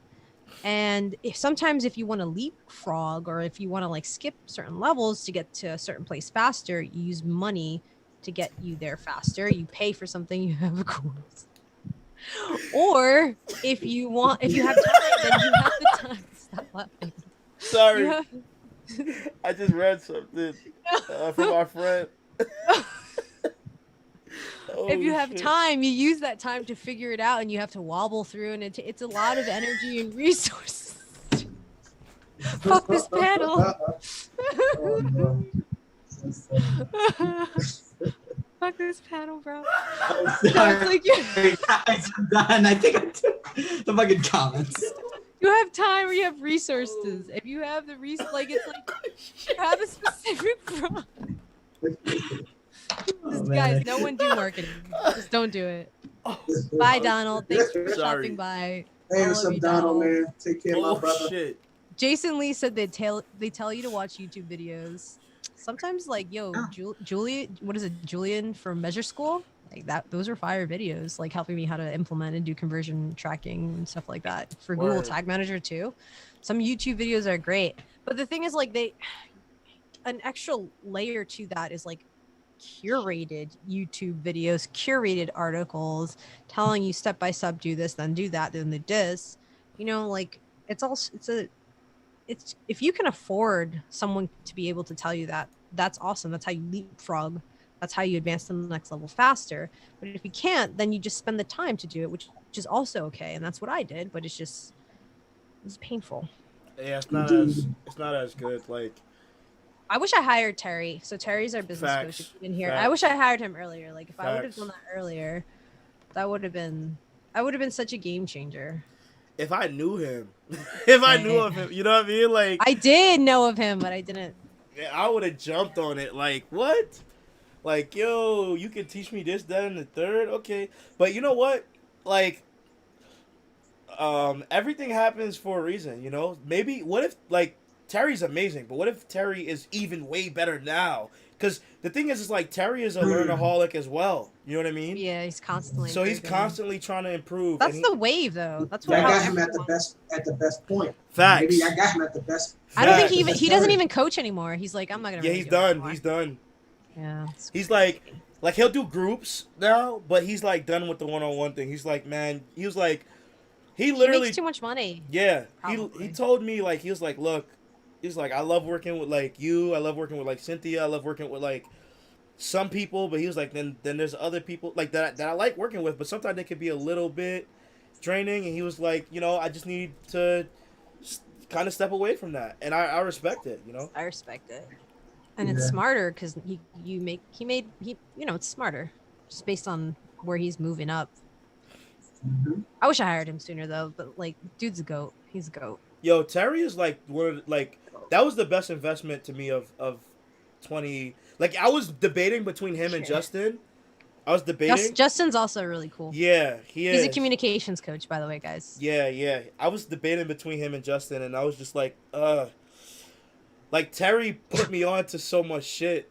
You know what I'm saying? Wait, someone just wrote, Christopher Gomez wrote, how I just joined, and the guy on the bottom right looks like he in the movie Matrix. Put on the sunglasses, Nick. Put on the sunglasses. Why'd you take off the blazer? I'm about to kick you out of this. Like, come on. Come on. No, I'm just kidding. Well, no, you can do it. Man. It's great. This is good. This is good entertainment. It's entertainment mixed with YouTube. It's entertainment and knowledge at the same time. Put on. They love the sunglasses. The skillful engagement. Give the people what they want. All right, chat. Hey, so chat. Wait. In the chat, can I put on the blazer again? Wait, couple questions for people in the chat. So, like, can I ask what one else question? do you? Sure. Okay, just one really quick. If you want Nick to put on the sunglasses again, type in sunglasses, and and he'll put them on. I don't even know what was going on. I just came back. I don't think they do either, Nick. Nick came back. Nick came back. And he was like, "What did I miss?" He's like, "What?" This dude came out in a full blazer. Yo, my bad. Now I was gonna say, like, everybody, thanks for liking this, and if you can, please share it. And also, I just want to know, like, do you guys have any additional questions for us? Because you have 4 people here that are, doing what you are aspiring to do. So you might as well ask any questions that you have right now. So get it out the way. Ask us anything you want, and we'll answer. Nick, you got to put on the blazer. Yeah, everybody's telling you to put it on, bro. You got to put on the blazer. Sorry. He's putting on the blazer. So in return, in exchange, please ask us some questions. Yeah. Because we're on a professional panel here. Right. For digital marketers. Professional.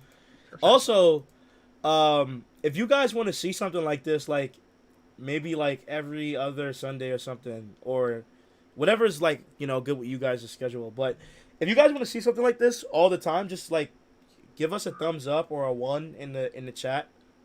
Just comment all of it. Let us know.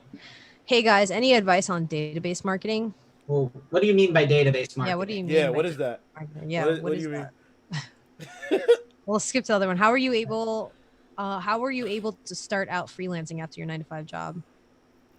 Should I answer that? Yeah, go ahead. You go first. How?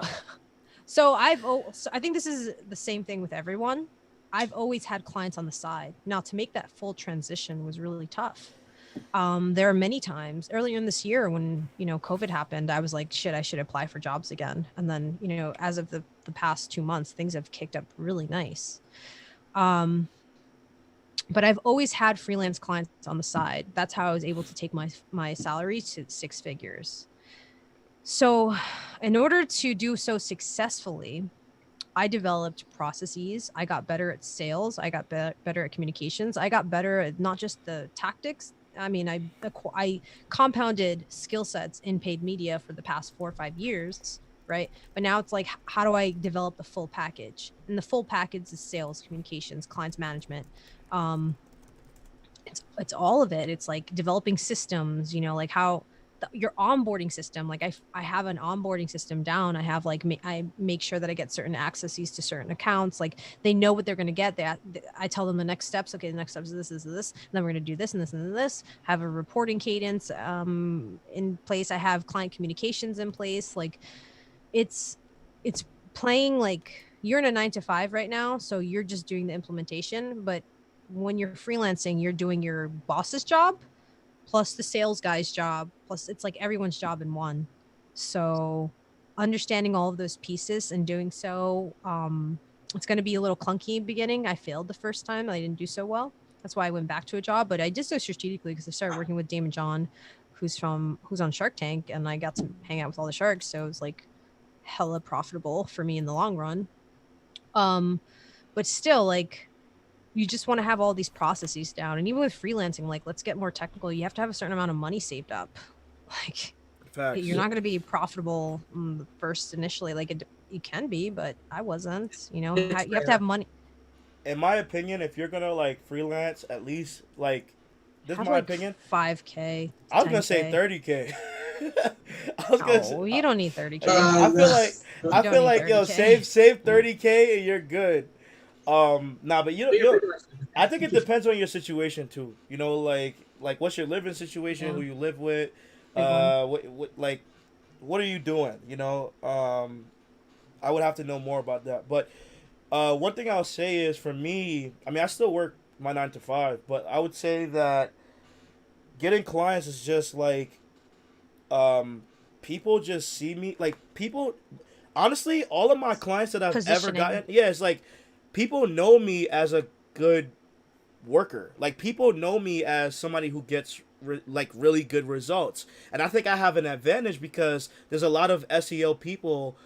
See, with paid media, you guys are expected to look, I'm giving you money, right? You have to get me a return on investment. With SEO, it's there's a lot of not always. Yeah, but you get what I'm like sometimes, right? But like with SEO, it's like, and it depends on the client that you're working with, and there's a lot of logistics that we could get into. But with SEO, it's like majority of the time, especially if you're like a freelancer, most of these SEO people are just like, oh, I get you traffic, right? So like when I go into a business and I go with the approach of, okay, how am I gonna make this company as much money as possible, right? Because that's the first thing I think about. And after I figure that out, I feel like I have a unique advantage over like every other SEO person, because no other, like a lot of SEO people aren't thinking like that. You know what I mean? And that being, which is like scary. It's kind of scary to think that, you know, because you would think that they would be thinking like that.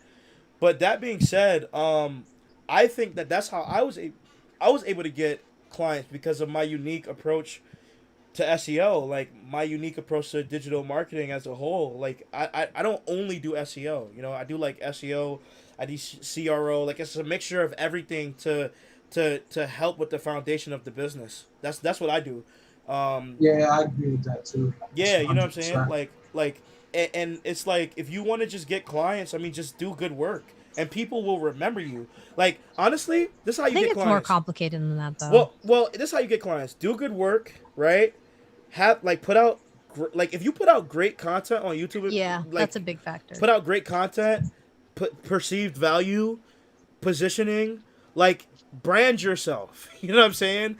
And you'll be able to get clients. Like, you'll be able to get clients, like, even if you brand yourself as, like, the local person, like, oh, this person's the guy to go to for SEO in New York. But as long, you don't have to be known by thousands of people. You just need to be known by hundreds of people that you can help. And that's it. Just a couple. Yeah. You know, exactly. Here's the thing also. It's like, think of it this way. It's, people don't, you want to minimize risk for people when it comes to freelancing and acquiring clients. You want to minimize risk. People don't, if they're coming to you for a specific problem, or say if your ideal client has a specific problem, for me, it's like they need help with paid media, right? Or they need help learning how to implement paid media to their agency, how to train people. So if you have that specific need, right, you want to present yourself as the easiest option, the easiest, less riskiest option, you know, like, Facts. So how do you do that? You want to instill trust, you know, you want to have a picture that looks like you're not like a murderer and you're, you know, you speak English well, or, you know, like you just want to build trust. It's that simple sometimes. Just how do you show trust and position yourself across the board? Facts. Like have an omnipresent strategy in positioning to build trust, because you want to minimize risk for the client. You want to show the client that hiring you is the less riskiest choice. Right. And that can apply for like everything. Like, think of it like this. Like, you guys that are watching my channel right now, the reason why you're watching me is because I've been able to put out like really good content and you guys enjoy my content, right? And then, like, because you enjoy my content, is like, if I tell you, okay, go follow Nick, right? You're gonna follow Nick because you know, you trust me already, right? And it's the same thing for like just positioning yourself to a business, right? Like, just build that trust. And then by having like the things that Cynthia mentioned, good picture, you know, testimonials, results, case studies, like, you know, like, do all of that stuff, and you know, you'll be fine, and just put out content. Honestly, just put out content and network. Have a website. Yeah, networking is a big one for sure. It's just like there's so many pieces to it. Just like paid, like there's so many pieces to it. There's so many moving parts. Jason said clients don't know you, nor do they trust you. They trust agencies because my clients trust me, and mine do too. That's why I still have them. You have to work just as hard as an agency to get the clout and to get the trust. That's I mean, they're not your competition, but you have to do what they do. Well, you don't. Well, think about it. If you're just one person as opposed to an agency, you don't need as much money because agency has a shit ton of overhead. You might have some overhead too because of like tools you buy, but not as much as the agency. So the point is, you don't necessarily need as much clout, because the agency might need, I don't know, 100 clients to be profitable or get the kind of results they want. You might only need like 5 or 10. That's such a good point. That's very, very true. Yeah, I only need 4 clients and I'm good at the rate that I charge them. You got to look at it like this too. A lot of times, these clients, they may have had an agency in the past and had like a bad experience, but there's a difference between an agency working on like that client is like 1 out of 200 clients that they're working on, so they don't give it the finesse that like a personal like digital marketer is going to give it. So like you're going to put more time into it because you have more time to put into it because you have less clients. So they're going to get more of a personalized approach. So they're going to start seeing the results and like or understanding like, oh wow, like you offer this, the agency didn't even offer you that because the agency doesn't have like time to do it because they're spreading their time between so many clients. They don't really give their all to one. So that's your unique selling point too. It's that like you're getting like real personalized attention opposed to like the audience. Turn your agency. Like turn your bugs into your features, right? Pretty So much. it's like That's what exactly same. Although I kind of did it accidentally. You guys are talking about doing it. I did it accidentally, and then I was more intentful about it. Like honestly, you're a freelancer. You can never really compete with an agency that has all the resources that they have, or you're a consultant. That's you're a high-end consultant, right? You don't have their resources. Because of that, you know, but you also like what people might seem as a negative, you can position yourself even better. So because I'm just one person, you get my personalized individual attention because I take a small amount of clients. You know, that's what I tell all my prospects that. Listen, I only take 5. My allotted amount of clients is 5 at a time. And I pay very close attention to these accounts. You know, I'm very hands-on. I'm very hands-on in the business. I position myself as a business partner. And also like I have more skin in the game too if I have like some kind of bonus incentive. Now I'm like more invested into it. There's just so many different ways, like the fact that it's me that's managing your account. Like a lot of time agencies offload that to a junior. It's like, no, it's me. You talk to me, I'm on your account, like I'm just me, you know. Right. And they love that. And I just one thing I wanted to add to that is agencies do have advantages over individual people like you and I. Like Jason said, they also have automation tools and all that. But it's a double-edged sword though, because we have advantages over them. You have the more individualized attention and they know who to talk to. But also, you guys don't really do this, but it's what I've taken advantage of. You can take on smaller clients. Like what nobody really mentions about agencies, and this isn't necessarily a bad thing, it just is. Agencies pretty much by the way they're structured have to be geared towards larger clients, like clients that can spend thousands. Because sometimes it's a numbers game, like for a lot of agencies, like the shittier ones. It's a numbers game. You just want it's a volume. There's different spectrums, like it's volume, and then there's agencies like Dre's that he works at now, where they specifically work with high-end corporate clients, you know. But the thing is, they have to charge a certain amount to be profitable because they got to pay for the automation tools like Jason mentioned. They also got to pay all the employees, the people who are actually working and all that. And so they have to charge that much, otherwise a certain amount, otherwise a client isn't as profitable. If you're just one person, you don't have that overhead. So you can charge the same or maybe even slightly less. I know competitive pricing has its own disadvantages, but it's something you can do. Like I work with smaller clients. So that works for you.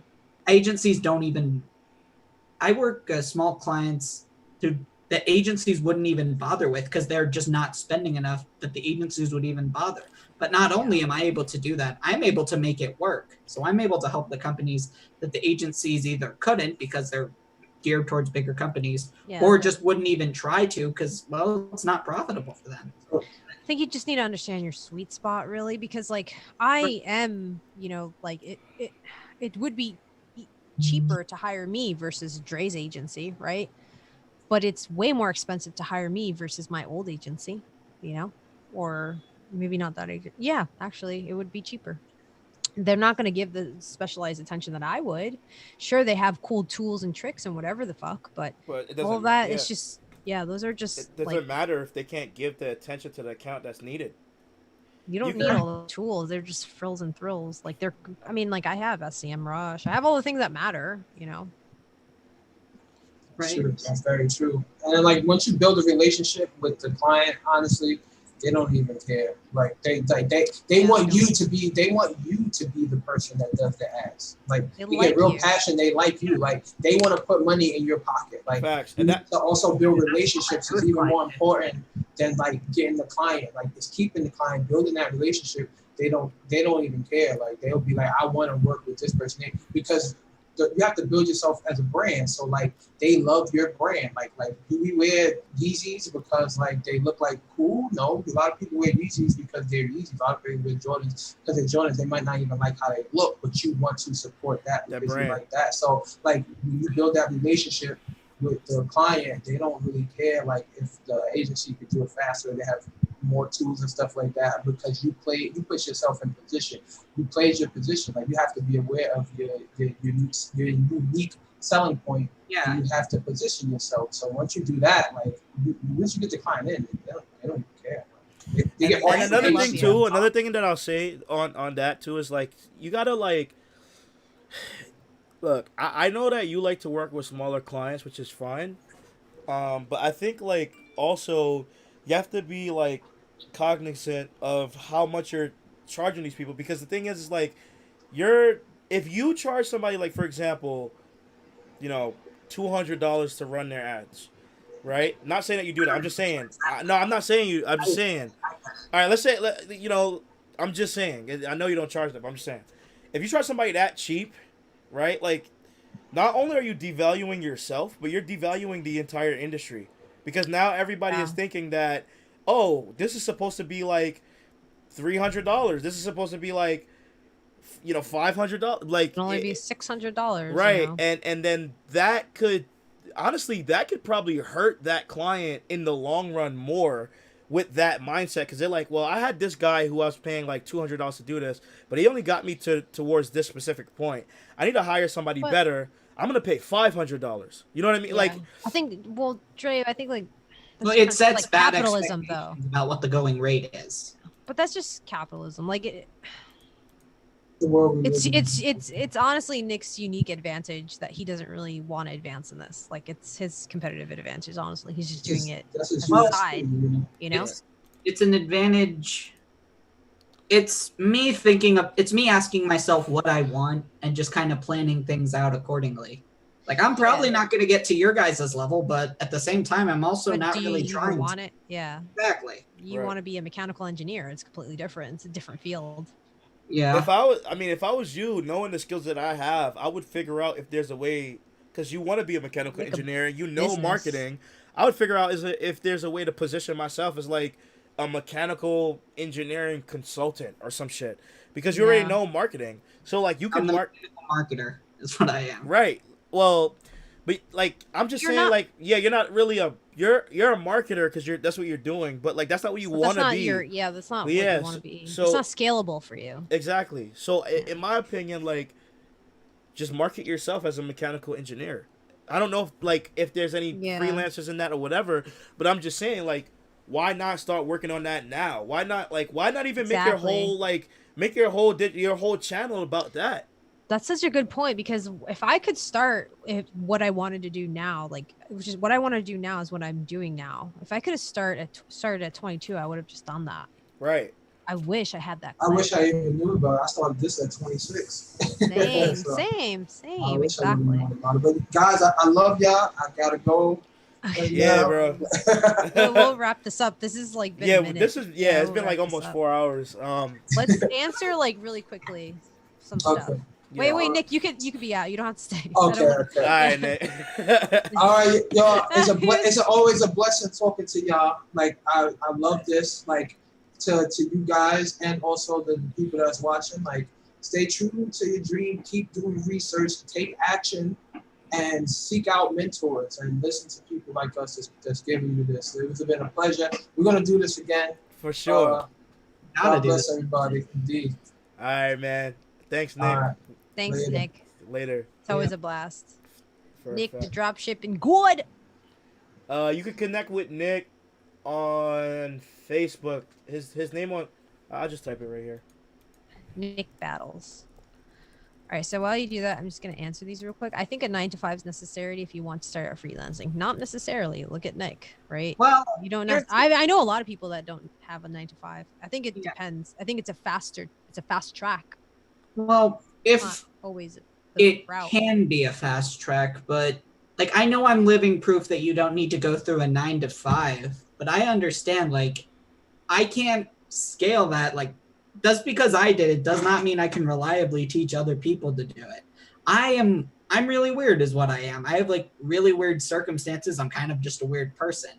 And unless you're that exact area, I just think for most people, what I tell most people who reach out to me on LinkedIn is that a lot of people who want to do what I do, I say, get a 9-to-5 for marketing at first, but use that 9-to-5. So one, so you have a stable stream of income, and two, it'll build the confidence in your skills in marketing that you can go and get clients on the side. The only reason, because essentially Drake kind of talked about this with having 30K saved up. The idea is you kind of want to wait out the time it's going to need for you to get clients. Try to give yourself as much time as you can.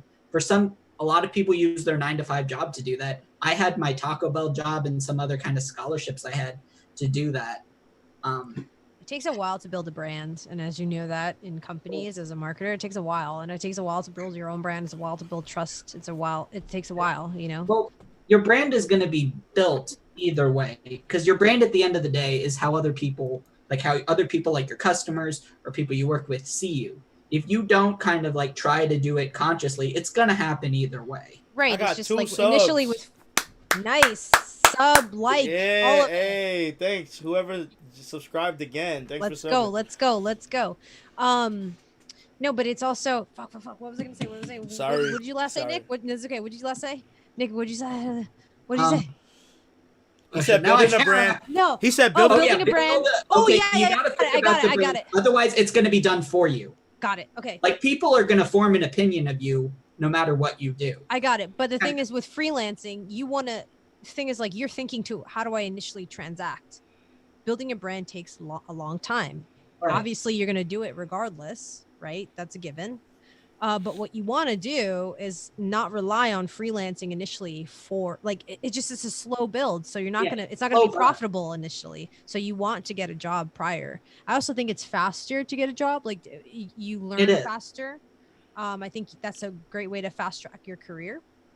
But I've also met people that have worked as a software engineer and start freelancing in marketing. I've met people that specifically just freelanced in marketing.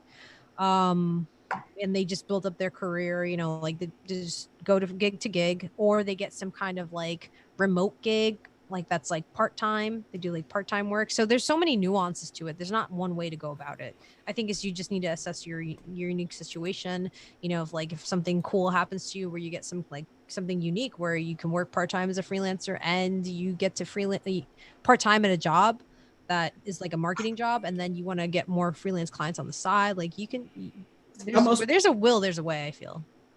Yeah, but you can. Some people can just they'll succeed no matter what you throw at them. But there are some paths that are just like easier and just more laid out than others. Yeah, like my so this really big marketing influencer who's pretty cool. He just strictly freelances. Like he never worked a 9-to-5 job. So that's why, and that's rich. Like you don't have to, there's many different ways. There's like, if you know your point A, you know your point B, there's just so many different ways to go to point B, but it's what I did and I find it easier. But then again, I don't, everyone's different. What's the other stuff? Onboarding clients is like dating, online dating. I don't know about that. Yeah, I don't know. A little bit easier than online. I'm not trying to smash my client. Calm down. Right. They have automation tools, blah, blah, blah. Yes. The thing that freelancers, more transparency and abilities. Yeah, I think so. My company audits companies. The brands need to have some agree. Okay, that's a lot. Yeah. Nick, Jason, you're awesome. I love you. Pictures in the chat. I remember he was in How can I? Yeah. Some dude wants to connect with you. How can I connect with Nick? LinkedIn? Nick, I told him already. You did? Nick, he was talking about Nick Battles. Oh, Nick Battles. Oh, yo, add me on LinkedIn. Of course. Love you, Nick. Yeah, if you're starting out, it's just wait. Yep. Upward sucks. Backs. Sorry, Yeah. Nick. Yeah, Sucks. it does. Well, it does for most people. I feel like I kind of lucked out. Like this one client I just brought on, they reached out to me on my website, and when I was on a Zoom chat, I was like, "Oh, how did you find me? Did someone refer you?" It's like, "Oh no, we found you on Upwork, but we just decided we don't like going through the fees." I'm like, "Okay." That's interesting. Yeah, maybe that. Hey, if you're starting out, I don't oppose Upwork when you're starting out. It's just it depends on your problem at the time. Like a lot of people come to me because they want to go to the next level, so most of those people aren't even on Upwork. Yeah, I've never had an Upwork profile. I never found any. What is this Upwork? I've used it to hire people. I had one client from Upwork, and I was just like annoyed with working. Like he was cool. He was a cool guy. He was a lawyer, but like I was I don't know. I was a little annoyed with working with him, so I just stopped working with him. That was it. Like at the time, like I had like 9 clients, so I was like, dude, I don't want to work with you, because the biggest mistake that I did with him, this was a mistake, and I never did. He was the only client that I ever did this with. I'd never do this with any client. And I don't even remember why I did this with him. I remember talking to Diego about this though, but I gave him the option to like pay me half up front and half at the end of the month. That was the that was like, he was taking, at the end of the month, I would have to chase this dude down and be like, look, you have to pay me. And that was when I was just like, when I was like, I was like, dude, I can't work with you anymore. Like you, I literally have to chase you down to like, you know what I'm saying, to get you to pay me. And I'm just like, I already have other clients. I don't really need you. Bye. Dude, that was like my toxic client. I was like, it's pulling teeth to get paid. It's not that fucking hard, right? It's like, just pay me, dude. Fucking pay me. That's all. Right. Pretty much. No, I care. The thing is, like, I put so much love and like energy, and it's just so many years of dedication to what I do. So it's like, I would never do that to anyone. So I just expect the same return. And anyone that shows me any sign of otherwise, like, all right, it's not a good fit. Like, I'm not going to think twice. Not a good fit. I have other people that were willing to not give me this problem. Not a good fit. That's probably the most empowering thing of freelancing. It's like, once you're established, you have that confidence of like, I don't want to work with you. And if you don't want to hire me, that's fine. I'm not going to struggle to pay my rent or do the shit I want to do just because I don't have you as a... It's the truth. That's the what? my you know, my best friend I'm always telling you about, his name is Chris. I'm his son's godfather. He just commented like, "Wow, amazing content." Yeah. Yo, Chris. I thought it was an actual compliment. Yo, Chris, what are you doing, bro? Chris, get out of here. You're wilding right now. Shit. What was your last comment, Nick? I was gonna comment on that. Basically, the idea of once you are, freedom. When you're starting out, you kind of sometimes have to make some sacrifices. Yep. But when you have just even a little bit of clients and it's you're worth on it. You're just like, some people I talk to on Upwork or Zoom, sometimes I'm just like, okay, no. It's like, it would be nice to make, another 1,000 or 2 a month. But, one, I don't think I'm going to be able to make this work just personality wise. And 2, I'm not going to struggle. It's not like I'm going to struggle to pay my rent or something. Yeah. It's like freedom is the name of the game. Like, I have complete freedom over and I'm only building it to another level. And I think Dre is very much on the same level, if not higher. I have freedom over where I work, when I work, who I work with. And that is the most important thing to me. And it's taken me some time to get here, but it's absolutely rewarding. And it was a bitch, but it's so rewarding. So rewarding. And that's why it's so important for me to like teach that to other people, because it is possible. Like, I'm a testament of it. It's absolutely facts. Like, I can wake up I don't do this often, but sometimes I just, I wake up late. Like, I'll go to sleep late and I'll wake up at like 9:30, 10. I'll watch anime for an hour. That's your idea of waking up late? That's pretty late. That is pretty late, dude. Damn, Nick, you're wilding right now. I usually wake up at like 7:38, but sometimes I just have a day or like I don't feel well, so it's like I'm gonna be a little bit more relaxed right now, and I have a lot of work to catch up on. Yeah. Especially after this call. You can do that. I can do it. Yeah, like tomorrow I have brunch for my stepmom for her birthday, and like I can plan my life around that. Like I can go and I can have fun, and I don't have to worry, and like. Yeah. And I think the best thing too. And I make more money. That's the craziest part. Like exactly, right? More money. Right, and you have like you also can like. One thing I can say is. That health aspect, like you can fully dedicate the time that you need to go to the gym or like to work out or to. That's so important. Anything you want, not even that you can do that. But I think that's just so important because when you work in one thing I can tell you is like when you're working in a 9 to 5, especially depending on your commute, you lose so many hours in your day. Yeah. And by the time you come out of like your 9 to 5, you're like, man, like I want to go to the gym, but. It's a 2-hour drive home or it's a 2-hour train ride home. Like it's too much sometimes. And to be honest, like that's one thing I should like. Matter of fact, guys, if you learn anything from this stream, your most important thing is your health. Like I don't care. Like money is cool, but like health is wealth. Health is wealth. Like you got to make sure that you have your health in order, and that's why like I'm about to be like on it heavily, heavily. Yeah. But anyways, yeah, I guys. had her personal trainer. I'm going in. But yeah, it's awesome to connect with you all. If you guys want to connect with me, do it. Yeah, tell everybody your IG. You could tell your shit. My IG. All right. Or your you can YouTube find me on or Instagram. whatever.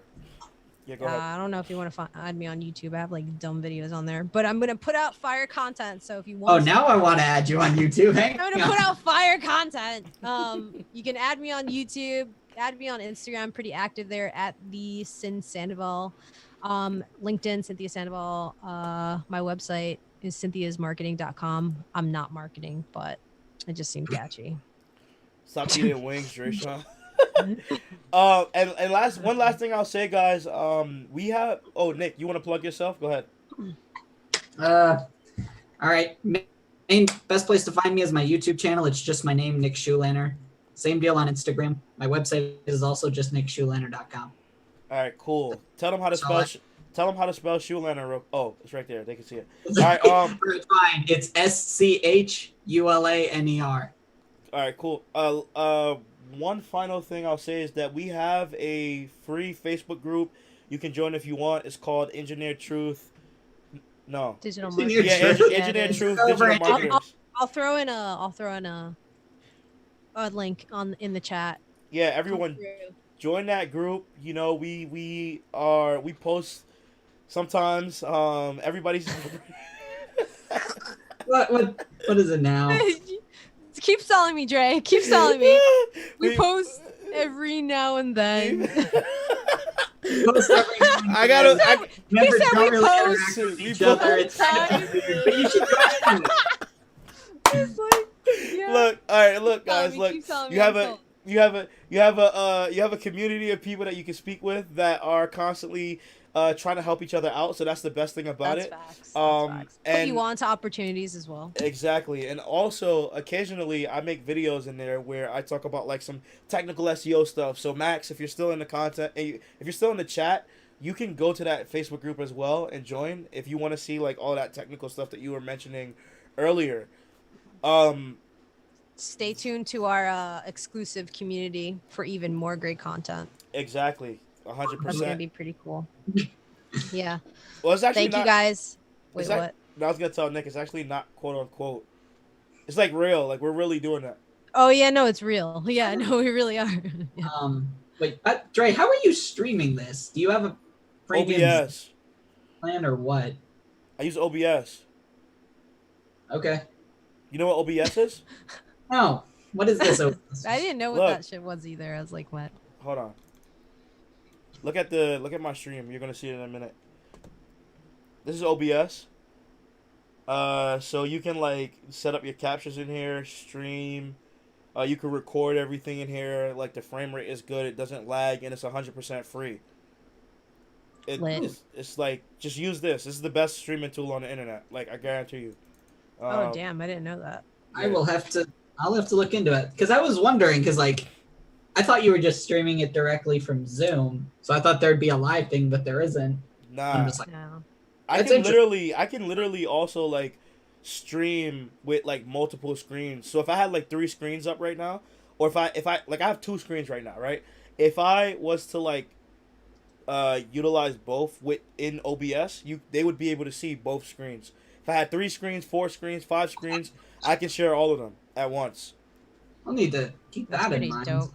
Guys, I'll probably be doing put an affiliate link for OBS. I would. Let me. Well, it's free. It's free. It's free. Oh, never mind. Never mind. Never mind. Anyways, guys, you guys are awesome. It's been 4 hours. Thank you, Dre. Yeah, I know. Thank you, Dre, for putting us on. Appreciate you. I appreciate you for letting me on. I just kind of stumbled into it. Yeah, I'm happy to do this if everyone's with it. Facts. Me too. Awesome. I got like 3 subscribers today, so let's keep doing this. Let's keep doing this. This is cool. I'll plug myself. Nick, I gotta get on your channel. Everyone wants to talk to me. I'm hot shit. I'm hot shit right By now. the way, Drake, congrats on breaking 400 subscribers. Thank you. Congrats. Yeah. Thanks. Killing Thanks, it. guys. So then she said, drop the affiliate link. Well, anyway, I started blasting. Clearly don't know what OBS is, and I was just like, yo, let's take advantage. I'm a marketer, okay? All right, guys. Sunday. See you guys deal. all. All right, guys. See ya. Follow me. Bye.